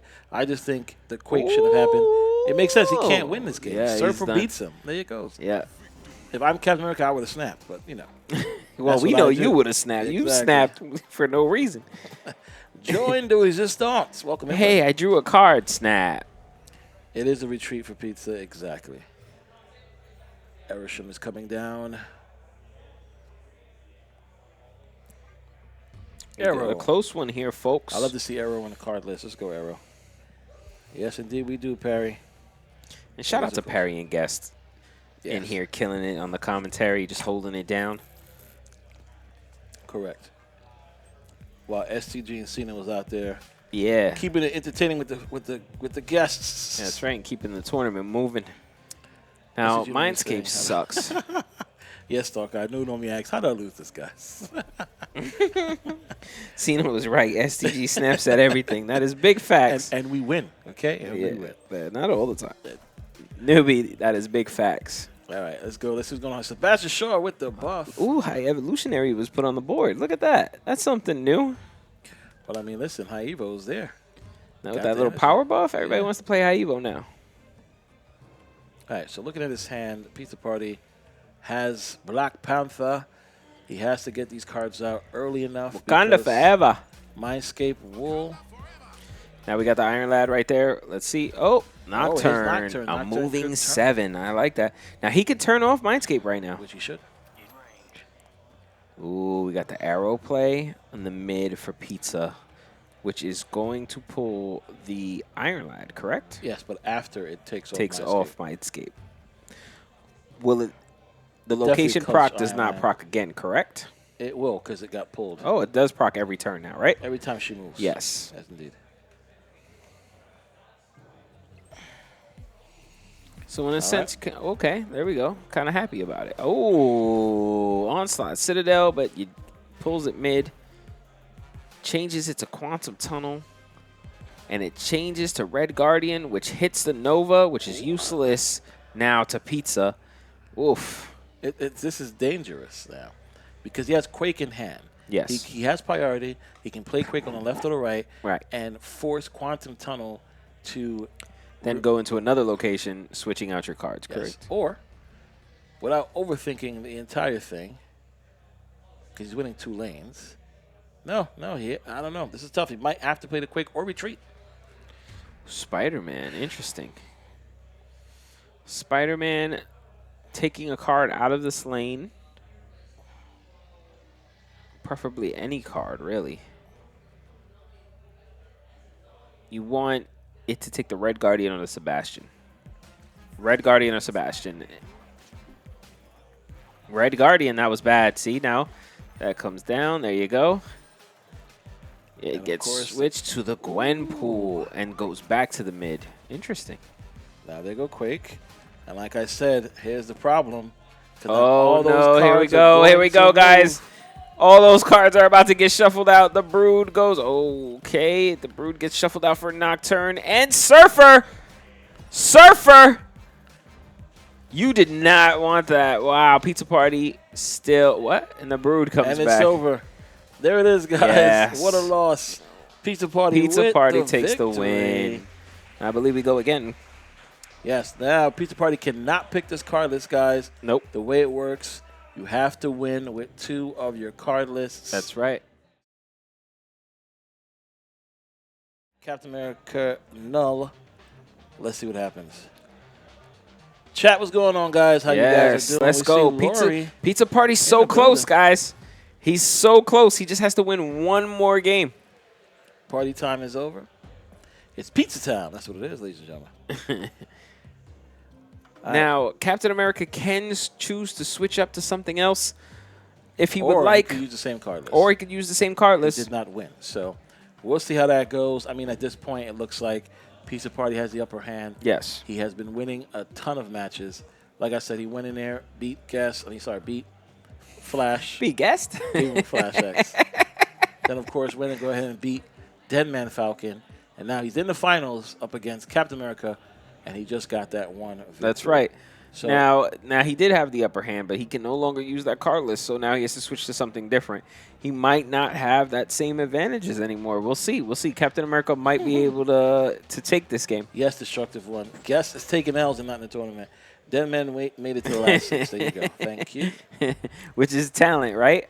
Taking L's and not even in the tournament, y'all. All right, we're on.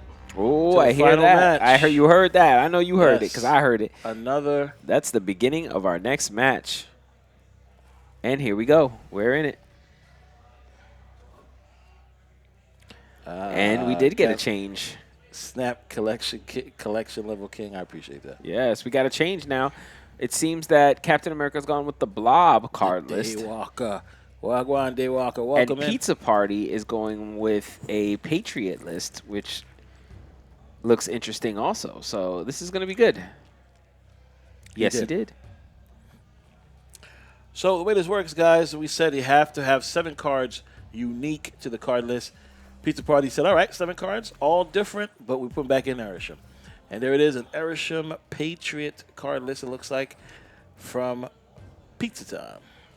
Pizza Party. Or, I'm sorry, am I wrong to say that Erisham is coming from Captain America? Because of the Blob. That's what, Yeah, could be. That's what it's looking like, yeah. Now, I might have played that Brood combination over on the Vault, no? Yeah, that's what happened. So just so we're clear, yeah, I think we're hearing in our ears, we're hearing Captain America. That's why I was confused there. Okay. The start of the match. Yes. All right, we got the thing over there on the right. We got the Patriot play over on the right, buffing the mid. Ant-Man also on the right. Yep, the gray borders are Erisham. So Erisham is coming from Captain America, and we have Pizza Party playing a Patriot Blue Marvel Gwenpool cardless. Yes, he is. Now, to get that Ant-Man buff, he has to play one more card on the right.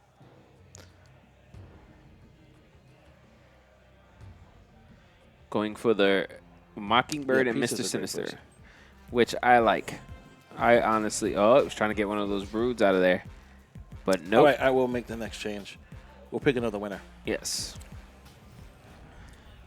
Let me do that now. Wow. PAX code winner goes to Just Koji. Just, are you in the building? Just Koji. Just Koji, do you have one already? I think you. Does he have one? No, we're going to find out if he's still in the I chat. believe he has one.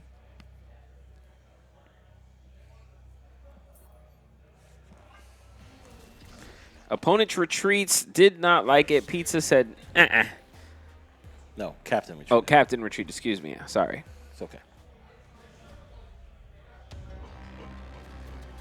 Well, that was smart. He felt like he couldn't win. Only one life taken away. Why not? Congratulations, Cino's the winner. Yeah, Cino always wins. I never win a giveaway, guys, and he does it on purpose. All right. Oh, Collapse Mine. Scarlet Witch changing that location into Collapse Mines. We have the Ant-Man on the mid and Throne Room. That's rough. Now, if you're Pizza, are you really, like, sad about this? Because you could just hit the Patriot. Well, okay. So Pizza was like, nope, I don't want it. No, at this point, you want to play in those locations, so why not? Okay. But what helps you out here is that you have Blue Marvel and Gilgamesh in hand. So That's right. If that Gwenpool hits the Wasp, you have a nice free 1/3 card to play along with everything else. Cino, you got to enter the giveaways to win. I enter all the giveaways. I enter all the giveaways. I never win. I won the other one, though. Gwenpool in the mid. And here we go. Quinjet over on the right. High Evil in the mid.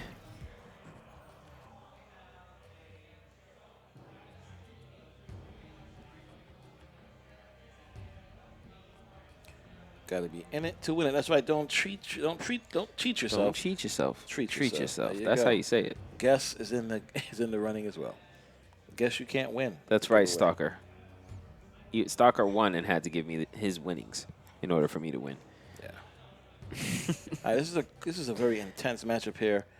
Well, Pizza's putting on the pressure if you really look at it. Yeah, I think Pizza has it, honestly, because this is now turn 5. You drop that wonderful Patriot along with Sinister. Captain America's going with the Legion and then play. you drop Gilgamesh afterwards. Captain America's going with the Legion play, which is going to change the big house into Collapse Mine. Oh, boy. And mid to Collapse Mine. I'm not sure. I don't know if that's a wise decision. I'm not sure if that's a wise decision. Okay. Well, look, the Let's game's locked. That's it. Look, go. final turn. The game's locked. Pizza There it has to is. retreat. That is a great move by Captain America. Let's go. That was the big brain play by Captain America. We were sitting here doubting him. And sure enough, it is turn 6. You cannot play anymore. Pizza is locked out of the game. What a move. What a move. Yes.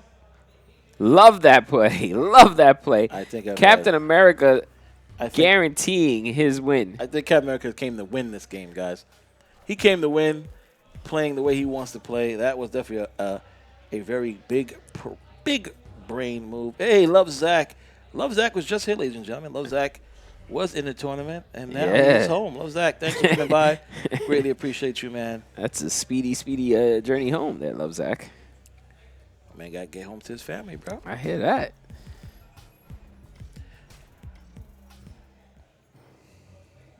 You know, we should do that for Pizza Party. Pizza Party wins with a pizza party at SnapCon. Let's go. Legion is one of the most dirtiest cards in the game. We know that. I like that neon border on the Loki there. Yeah. Now he's going to make all those cards neon border. Oh, my goodness. What a wonderful pull of cards. He has the Gilgamesh. He has the Iron Lad. He has Patriot. He has everything. Mockingbird. He doesn't have Patriot. I'm talking about up top. Up top. Well, Yeah, we have it down there, too. Yeah. Absorbing Man, Gilgamesh, Iron Lad, Mr. Sinister, Patriot. Also a pretty good hand. Just found out from the wonderful Call Me Sal, we are number 2 on the Marvel Snap Twitch stream page. Let's go. Let's Good job, go. guys. Really appreciate you guys. Really appreciate the community coming out and watching the streams. Yes, you guys that's are because of amazing y'all. for that. Thank you for giving PWROn Gaming some love. Greatly do appreciate it. Yes, that's absolutely because of y'all. So we appreciate you. Absorbing Man being played on the left, Iron Lad being played on the That's right. with the ones, And baby. Captain copying the Jessica Jones. Absorbing Man copying the Brood. Let's go. Double Brood is always a very interesting play. Always a great play. Clogging that hand up. Clogging that side of the board up. With strong numbers. Strong numbers. Okay, well, there you go. You need some variant talk here? Let's go. We could talk variant talk. As you I'm guys surprised he hasn't. Because we Pizza Party said Captain. Okay. Why are we having trouble figuring this out? No, we're not. So the screen, like I told you, the sound is coming from Captain America. The screen is Pizza Party. Okay. We got to make it difficult here for us to make sure we're on our A game here, all right? All right, so get focused, you know. It's all good. It's all good. It's all good.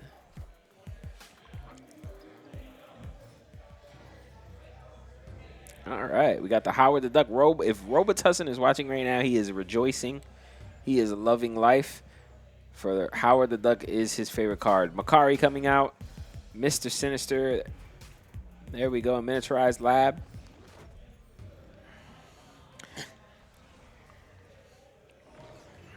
Great Portal giving the Destroyer. That is something you do not want from Great Portal. That does nothing for you. Destroyer is an unlucky draw. Okay, we got Patriot out. We're going for the double with Mystique. And then the Ant-Man. All right, so looking at these cards here, it looks like, again, Pizza Party drew the cards he needed. Doubling up the Patriot over there. Giving a buff to those Mr. Sinister. Ant-Man coming down. Oh, Doc Ock. About to be a problem. If he pulls Destroyer, and he does, Destroyer gets pulled.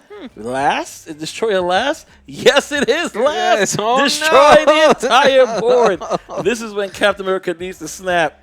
Oh, but he can't even snap. Pizza Party's like, I'm out of here. Yeah.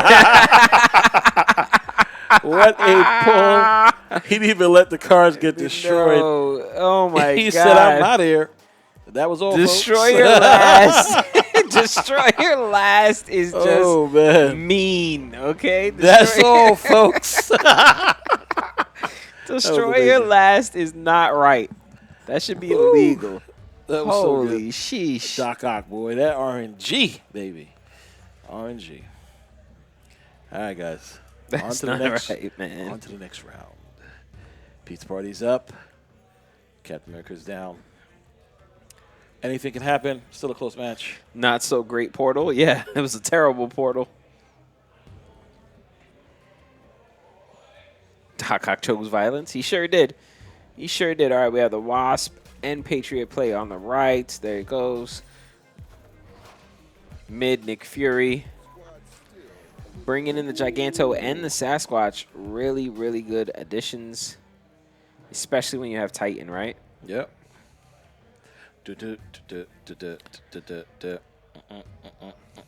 right, so Mystique coming down. I love that Mystique variant. That Dan hit Mystique variant is a so nice good. one. That's definitely my favorite Pizza one. Party doubling up that Patriot. Shout out to Dead Man Falcon. Yeah, I'm about to say we got a little Dead Man Falcon he had to cameo. put himself in there. He's like, listen, nah, I can't be doing this to me. I'm not the champ again, but you're going here. to see me during the championship match.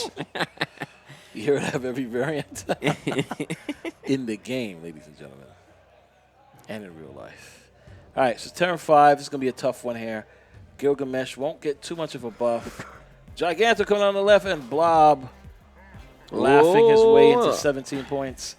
Iron Lad hits Gwenpool, which buffs. Gilgamesh, maybe? It does not hit the it dodges. The Gilgamesh. It's Blue Marvel and Absorbing Man. I love it. Oh, man. Yep, Captain America has this now, round. you can Absorbing Man now, right? It's over. Oh, it's over. Yeah, it is over. There's nothing. I mean, listen, he has to retreat. He drops Gilgamesh, he wins the lane. Pizza Party is... He drops Blue Marvel, he wins the lane. Ooh. Rogue in hand? He got to leave. He's got to leave, yeah. Smart decision. Because Captain America had Rogue up there, was getting ready to do some nastiness to that ongoing on the other side. All right, guys, it's coming down to the wire. These guys are playing so brilliant.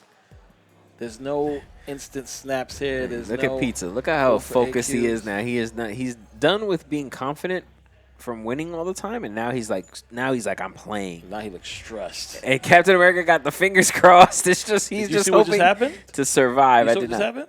I did not. Gilgamesh got sniped by Sokovia. Sokovia discards the Gilgamesh. Ooh, Pizza Party to retreat. I retreat right now, Pizza Party. I'm not doing this. But was Gilgamesh really the center of the... I don't think so. I think you can still kind of play it out. We're going to find out. Agent Coulson giving Legion and Super Skrull?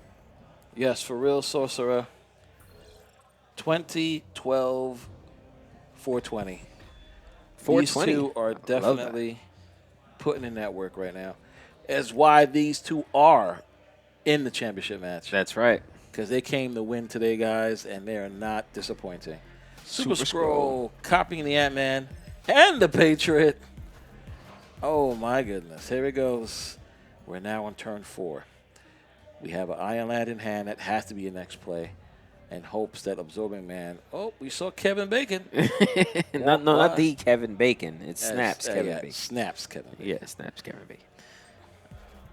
Echo Mockingbird. Now taking the risk with Mrs. Top 5 there. Echo trying to kill something ongoing. Maybe a Mystique, but it did not happen. Mr. Sinister. That's pretty nice. 8 Mr. Sinister now. Oof. Absorbing Man going to create another Iron Lad, and then the Angel play on the left. That was a perfect Iron Lad hit, it looks like to me. So I totally agree with that. Absorbing Man copies the Iron Lad again. And splits into 2. Yes, splits another and Sinister hopes cone. that Danger Room does nothing, which it didn't. Nope. Legion coming in. Sokovia taking away the Mockingbird and the Sinister. Taking away Legion and Nimrod on the other side. I'm sorry. And Sinister gone. There it is. Captain America chose violence. Yes, today. he sure what did. What kind of madness? Yes, he sure did. Oh, my He said, hey, I'm from Brooklyn. All right? Facts. He definitely said that. Because Captain America is from Brooklyn. That's right. We got some great Legion plays going on. All you have is Brood. Brood can help him win this. Can it? Not if you play it there. Brood mid, maybe. Oh, Captain America squinting, not happy with his play. Oh, wait.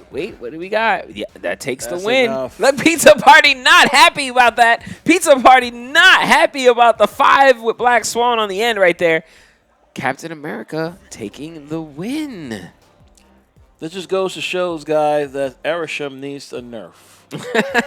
I'm joking. I'm kidding. Look at him. He's trying to kill cards already. I'm kidding. Trying to kill cards. Erisham is great, guys. Erisham is great. Ooh, Silver Samurai, Okoye, and Pizza Party Quicksilver. was about to jump at the screen. He was very vexed about that last turn. Someone cancel this man. I am joking. We're going to cancel him. Okay, Iron Lad being dragged out, copying Gwenpool. Gwenpool hitting the Mystique and missing the Gilgamesh. That's pretty messed And look up. what happens. Silver Samurai. Oh, no! Snipes in the No! sink. Silver Samurai. That was not nice. Look at Pizza Party Thank is you, not Tika. Pizza Party Thank is you, not Tika. I loving appreciate that. you. Pizza Party is man. frustrated right now by the RNG.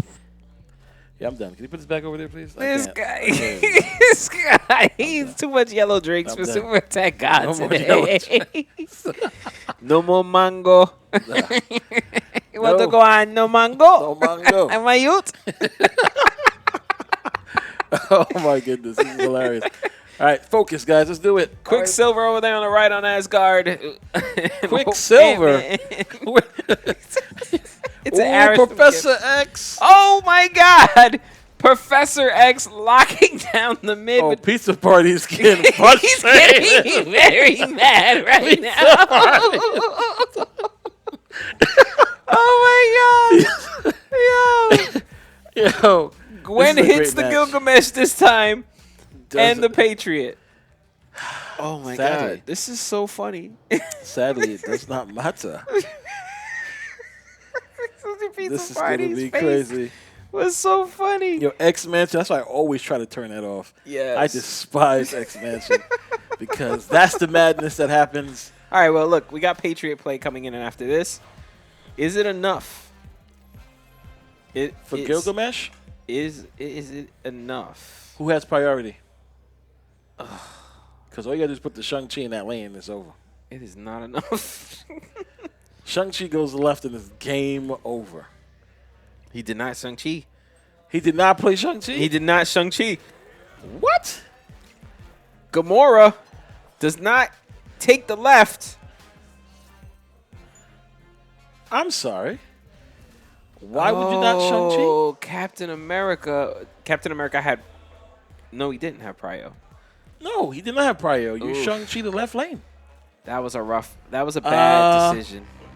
Okay.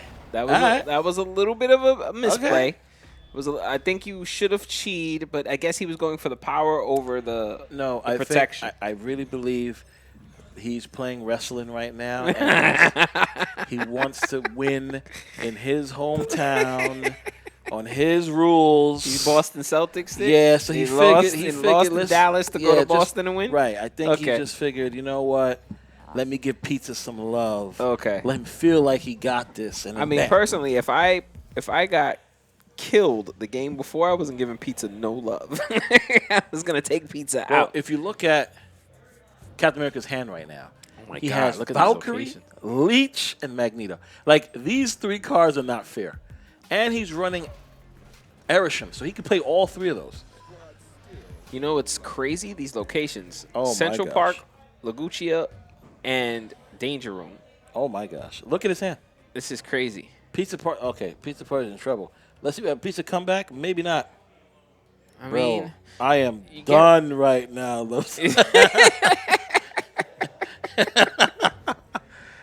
Oh, man. Hey, guys. Definitely come out to Brooklyn and have a good time.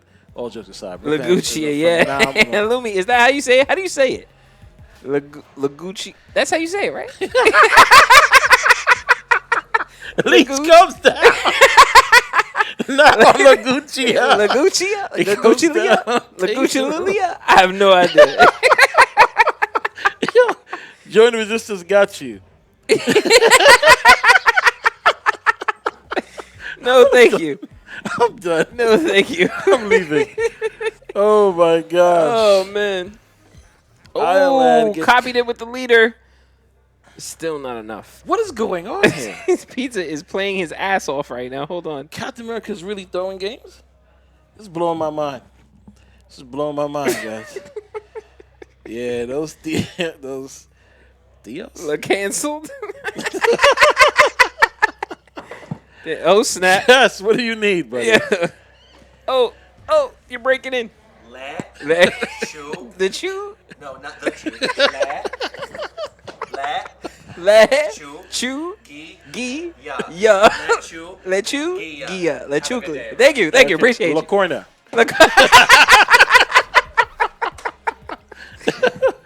Oh, man. I get it here, too. Yo, It's so again.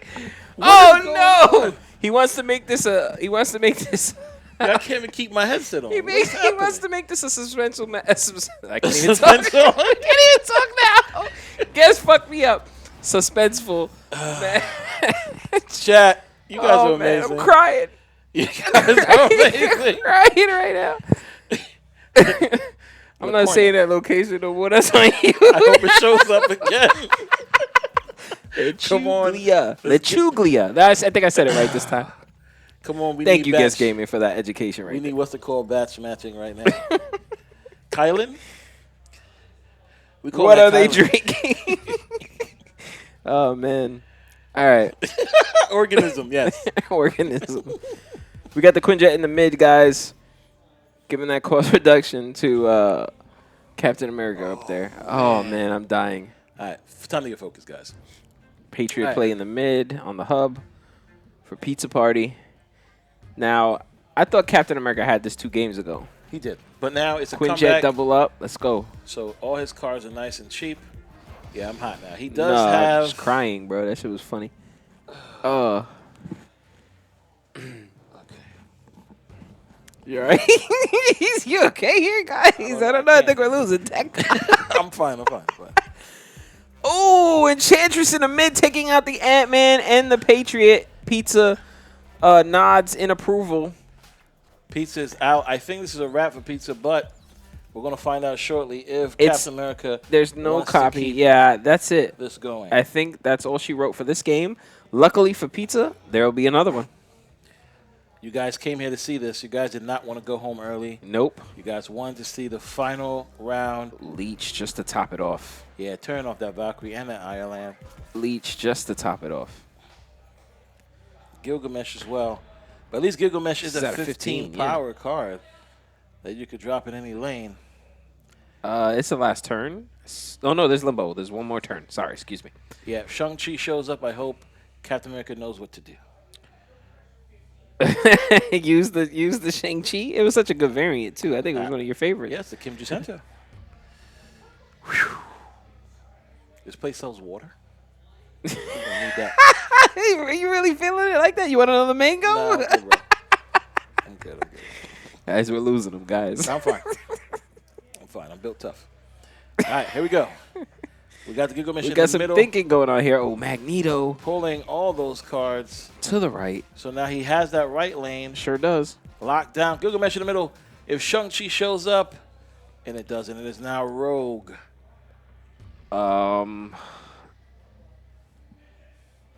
Should we prepare for a third match? I think we should prepare for a third match.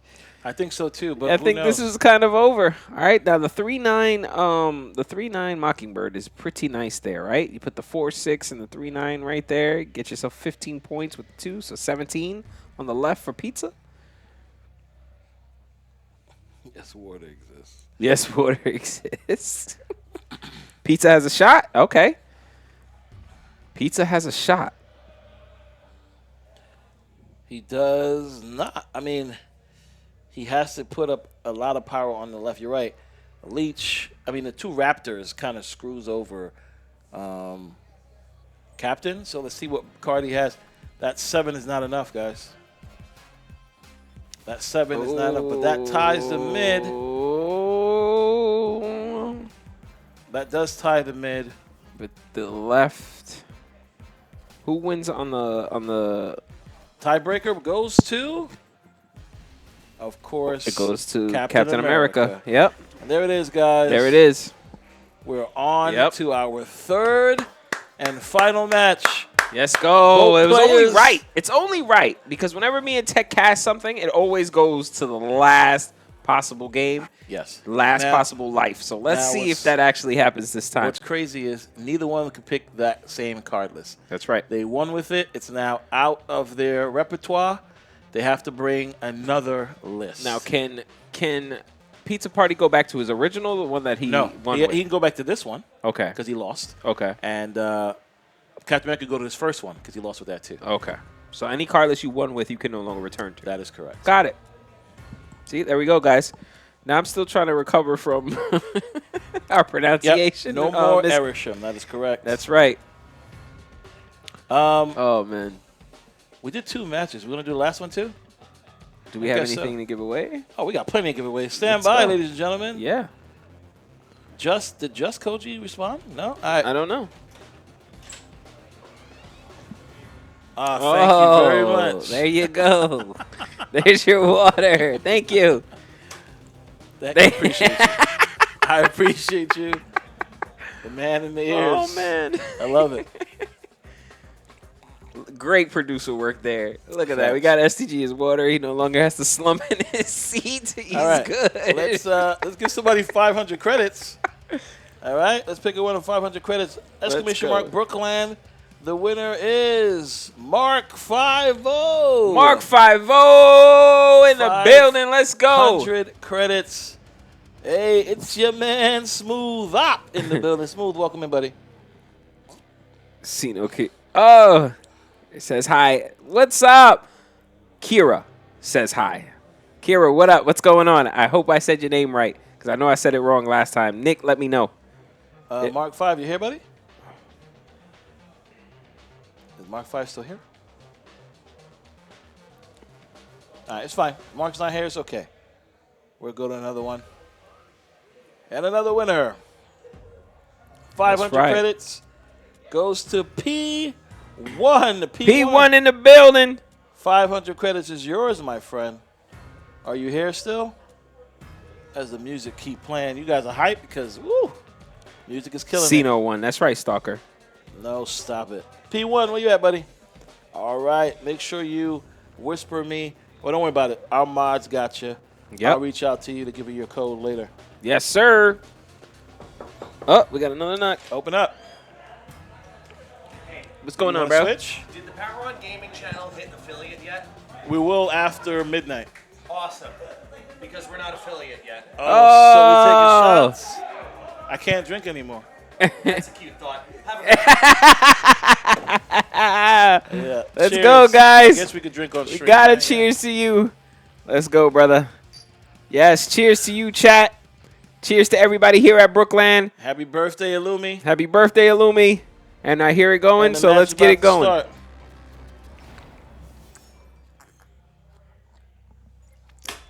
Perfect fade out. Oh my gosh. Woo. Oh, that was good. Woo.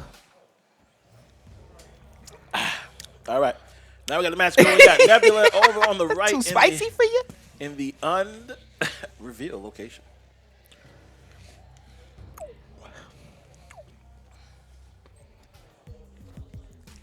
All right, Cyclops played on Nebula. Strong Guy played on the right. Hey, Justice here. Just, you won a PAX code, buddy. Where were you?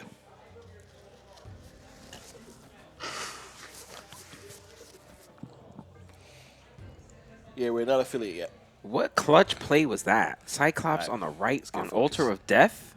That was so clutch. Did he have Uatu in his deck? With Nebula. So, Because like, he that knew. is ridiculous. Gambit played to kill the Strong Guy on the right. All right, I'm a bit confused here, guys. And he got the Apocalypse, which gets the buff now. But didn't Killing Pizza the Party Strong play this list already? Did he win with this list? This is his first list that I was telling you about, yes. He won with this, though. Yes. He can't play this list again. So what would you like to do? We gotta pause this. Let me just make sure.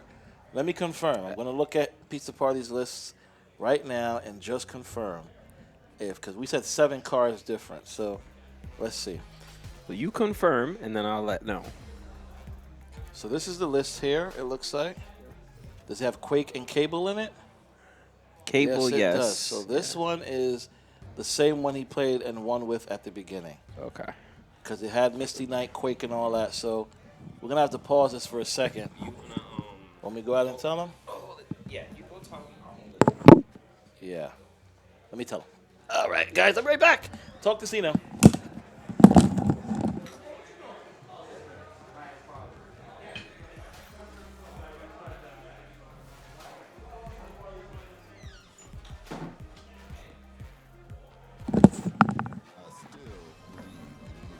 All right, guys. 1 second. We're trying to figure out what's going on. As you can see Ken on camera over there. Might have had one mishap. As you can see, we're explaining to Pizza that he might have chosen the wrong card list for this particular match. You cannot use the one that you won with. We're just confirming right now if this... Yes. So, all right, guys. So we're confirming now. Just trying to figure out what's going on with the Irishman. Oh, he's back. All good? I'm going to take over as his ass. Let's go. Let's go. We got It's Guest Gaming in the building. He's not Super Tech God. Don't read that. I'm Super Guest God. Super Guest God. Yo, yeah. Hey, how y'all let's doing? go. We live now. We got energy in the building now. We just doing our thing. Man. Yeah, that's all it is. That's all. We're just clearing see, I like that. Guest God. Guest God. The new IGG. Let's It's Guest go. God. We got the best producers in the biz right now. Yeah, they're on top of their shit. I don't know what Ken's doing right now. Yeah. But, I know that he's actually talking to the competitors right now to make sure that there is actually the right competitive integrity between which decks should be showcased right now. So I don't know. It's hard to tell out there because there's a lot of sound. There's a lot of people out there. It's really loud. It's really hype out there, guys. All right. It's hard to catch on. That's why I'm harassing them nonstop. I hear you, bro. I hear you. Knocking on the door and saying, "Whose is that?" Oh, I'm gonna be so sad. You know who that is. Oh damn. We're good. God. Oh shit. I'm out. I'm out. I'm not here.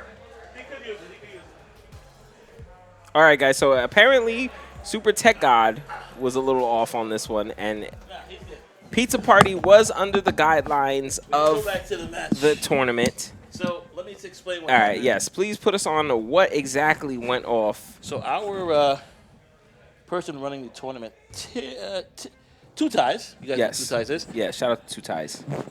So the rules are, Yes. if it goes to game 3, Right. you can use any of the lists. Ah, so it's a winner-take-all type of situation. You can go to whatever list you choose. Correct. And rock out. In the beginning, if you won one, you couldn't bring that list again. Correct. But because it's a the game championship 3, round. In the championship round. Well, no. Game 3. Remember, if Pizza Party won the first one. If he won the second one, that's over. Right. He couldn't bring that same list on the second game. Correct. But because it's game the third, 3, that's what I said. Okay. yeah, anybody can bring All it. right, good. All right, well, then So we got I apologize, guys. Yes. We did get it all under control. We apologize to contestants, too, for the short delay. Apologize to you guys for the short delay also. Any list. That's correct, guys. But, yes, we are in our final battle. We are in the correct guidelines of the tournament, so let's go. Nick Fury over there on Limbo. Proxima Midnight over there on the left. Agent Coulson on the right. Better safe than sorry. Agreed. We want to keep, like Guest said, we want to keep the integrity of the game strong and fair. And, yes, so if we do feel like there's something quite not right, we don't want to just let it rock, right? We want to make sure that we tackle it head on and make sure everything's fair. All right, back into it. We got Blob coming down. Oh, imagine the imagine the Negasonic on the mid. It would have been perfect. Oh. But now, listen. What you call me? Now this is turn 6. Do you turn off the location? Oh, that's mean. But you got to be careful because that blob, he has a blob in his hand. That blob will go right. It will not go left. So do you leave the location on in hopes that you pull a Shang-Chi or something from your Arishem? Well, Or do you just because if you turn it off, you lose, right? Yes, correct. There's no way you win both lanes. No. I mean, maybe, right? That's if you play. Right. The 3 eyes. Kurt Angles. We got wrestling fans in the chat. Let's go. Maybe. Okay, so it's going to go left. Oh, okay. Okay. Interesting. Interesting. Let's see what happens. Turns off Limbo. Turns to Murder World. Surfer. Blob again. Pizza Party. Baron's the emo. match. This is Shang-Chi. Not enough. Nope. Oh, not the Shang-Chi. Not enough. So the Nocturne play comes to bite Pizza Party in the buttocks. And we kind of called it. I said that. If he Yeah. turns that off, he's going to lose. He has to hope for something that gets pulled. You did say that. You did correctly call that. But it's all right. Still Hats early, off to you. guys. Still a close match. These two are going at it. The crowd is pumped up out there. Yeah, they wild outside right now. I guess Gaby was telling y'all it was crazy. So if you're in the tri-state area next time, come down and chill with us. Come experience this vibe live and enjoy the tournament. Yes, and the frozen drinks. And the frozen drinks. You ever get a chance to try the mango? Tech recommends it. The honey chicken sandwich is flawless, by the way. And great burgers also. So shout out to BrookLAN with their great food, great drinks, great entertainment. All right, Cyclops on the staff, left. too, guys. Yes, Staff great. is phenomenal. Tremendous staff. Not great, tremendous. Let's go. Cyclops over there on the left. 2 hour trip. X Mansion. What does X Mansion pull now? It pulled Professor X last time. What does it pull? What does it pull? Maria Hill. Helping What is out. the next one? Adam Warlock. Does You know, that's nothing safe for to him. say because nobody likes to play that card. Make So a 2 hour X trip. Mansion. Let's go. So, come on, you got to come on. That's gonna be a good time at 2 hour Yes. trip. I promise you. Yes. So X Mansion kind of, nobody plays Adam Warlock. So X Mansion kind of did you a favor a little bit. I'm not snoring, X. Stalk. I'm gonna be dancing. We don't want Party Ken to show up. We tell that right now. All right, it's a party. It scares Gaming so you didn't finish your shot, and he's a little upset. He'd I'm be just all letting right. you know. I'm Giving not you a heads finishing up that. when you go back out there. I'm not finishing that shot. All right. Quake flips those locations. Yes. Now, whatever card is over there on the left for our boy Captain America is not going to be revealed to the end of the game. Holy shit. Okay. I will. I told you. Let's finish this match. I told you. I Guess got you. Gaming said finish the shot. I told him. Guess. I told him. Oh, man. I told him. Guys, it is live out here, right? You got to be here in person if you're in the area, okay? Just to experience It's Guess Gaming shunning Super Tech God for not finishing his shot. All right, we got the Carnage Misty Knight. All right. Vibranium in the mid to give you more Vibranium. Ooh, Odin. Just a random card, I guess, for power. Maybe, I don't know. I don't know what that play was about. Xerxes, okay, good. Which will help him there. What will Xerxes turn it to? Will it go to will it stay in the 6 range? Will it change it? 5 will turn into 6, so Adam Warlock will be a 6 cost. Okay. Quicksilver will be a 2 cost. Right. And whatever that card is that did not flip over will be. Let's say he a wanted to. snap coming up from Captain Wow. America. And Cap is like, yeah, you know what? We taking this. Hold on, guys, because real BDE energy just came through, guys. Real BDE is going on right now. Captain America is not impressed. Ooh, group play, which is pretty impressive. With the Super Scroll play over there on the right, making it 16. No. Oh, what? The Killmonger keeping Vibranium alive. Tied on the right. Xerxes changing.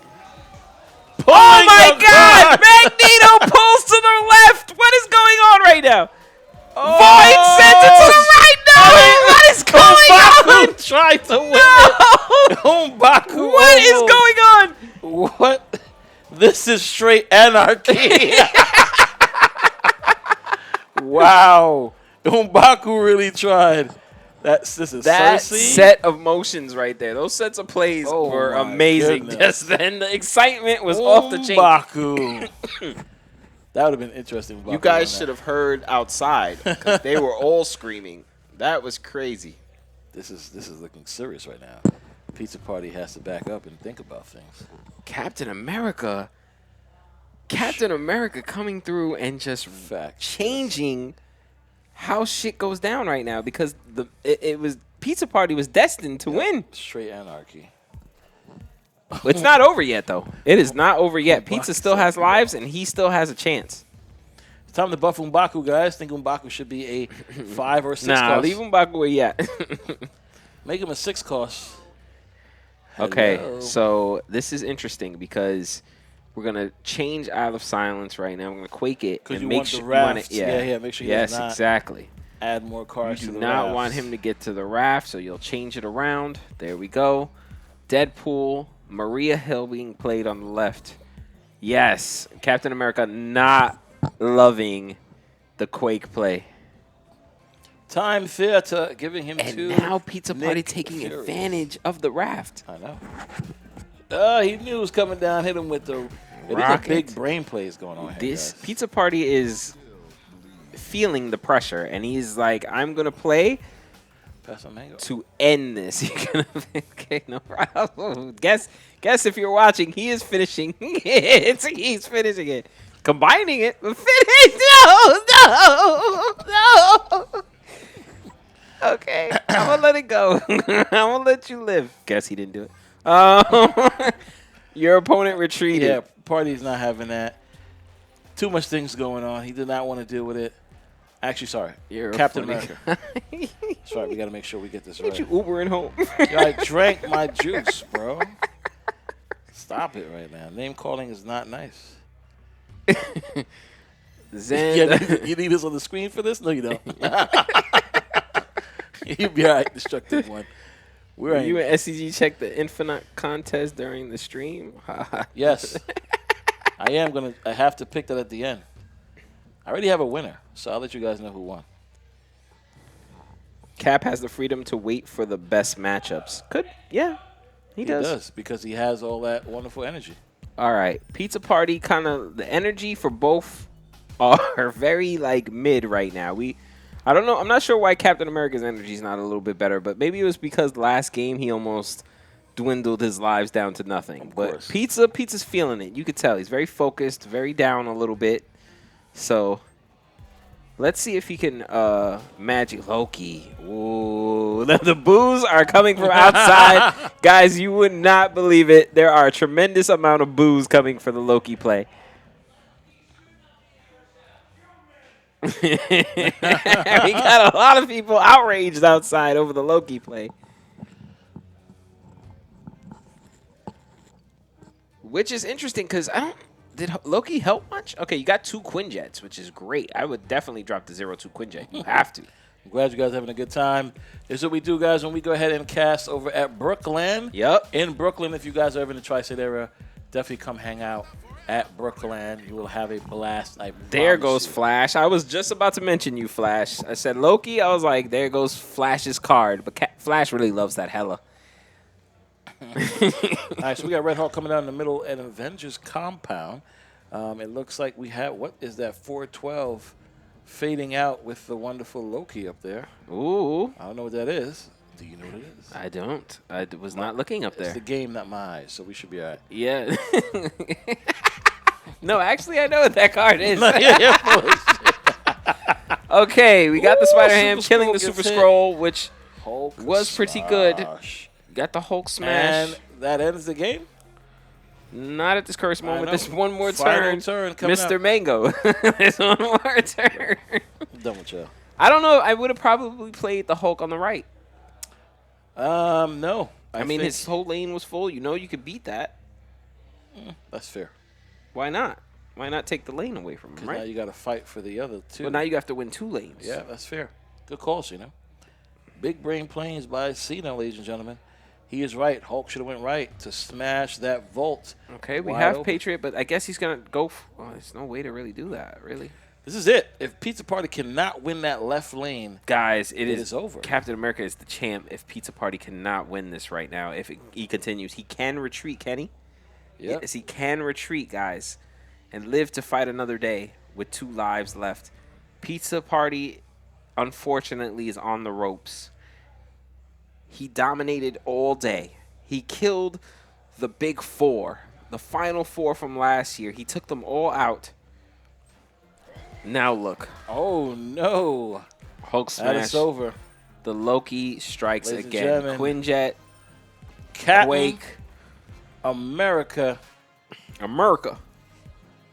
Did you guys see that Captain America trailer, by the way? I did. I saw it. It was actually pretty all right. Could be better.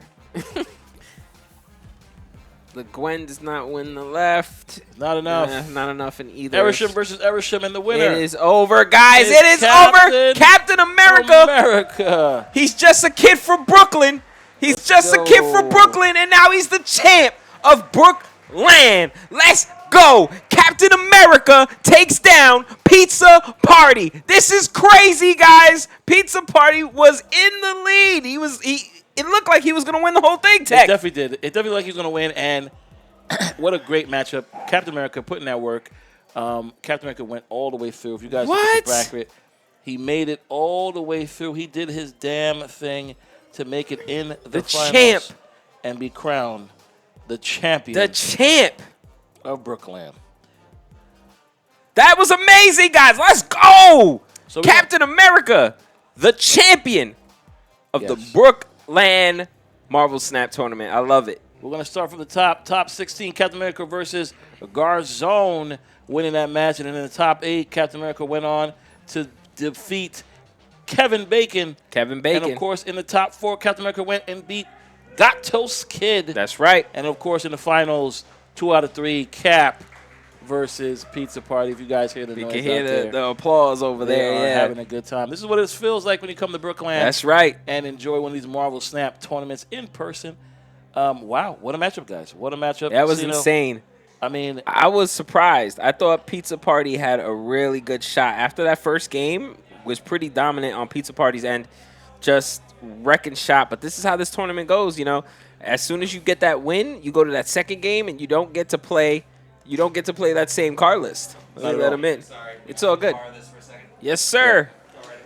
Yes, sir. The way I see it, I mean, yeah, yeah, we still cast it, bro. Yeah. All right, bro. So yeah, the way I see it, I mean, listen, we all thought Pizza Party had this in the bag. I mean, we definitely sat here and thought that was the case. He'd been playing great. He beat the last set of champions, or the top group of people. That first match, he dominated so well. Crazy enough, he lost the next 2, especially with the card list he won in the beginning. That's right. So, I mean, to be honest, Captain America did a great job. He played phenomenally, came through, made sure. And it was close that second game, right? Because he didn't cheat. Nope, he didn't do all that, and it was the lives were dwindling down on that second game. It could have been a comeback. Yes, for Captain America. yes. I mean, for Pizza Party to just take advantage of that, and it just couldn't. The RNG was not messing with Pizza Party through that second round. I of love games. seeing the ones in chats, guys. I really appreciate that. PWROn is here to make things happen. We're having a good time at BrookLAN event, but we do have a prize pool. We have to give that to our winner. That's right. And shout out to Snap Judgments, Post Glazer in the building out here. Yes. Definitely doing it up. Shout out to y'all. Greatly appreciate that. Our tremendous sponsor. People. I think they're trying to break in, bro. They're excited. What's going on? They're excited. Oh, a sax. Oh, we got a saxophone. Let's go. Guess you want to sing? Ken Sax Party. Yes. Ken Sax.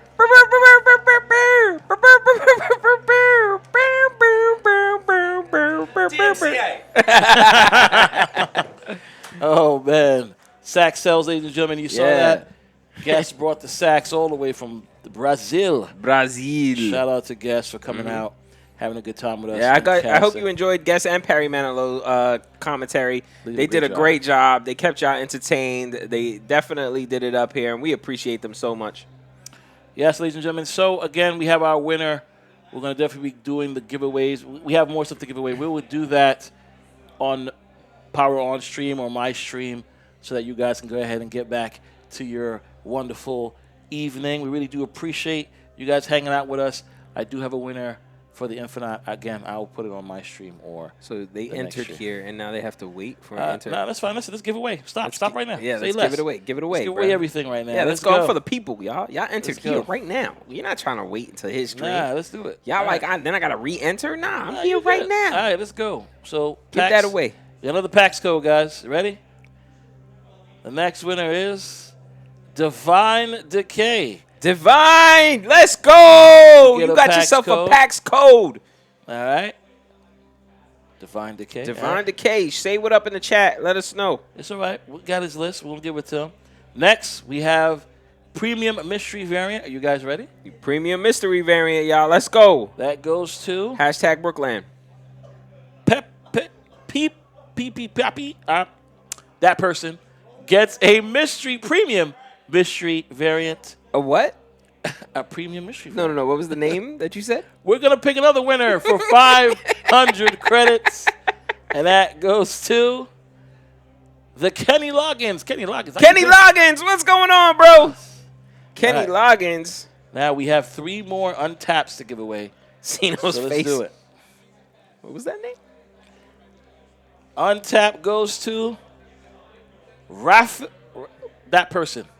Congratulations.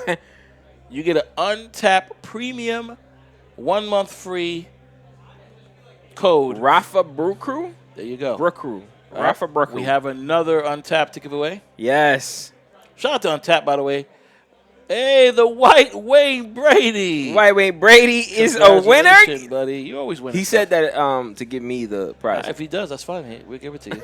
They're keeping the list of the winners, so if he does it, that's fine. All right, we got Johnny be good in the building. What up, Johnny? 2 more untaps to give away, and then we have to pick a winner for the Infinite. That's right. That's right, because I'm not letting y'all get cheated. Not today. Not today. All Not right. BrookLAN Day.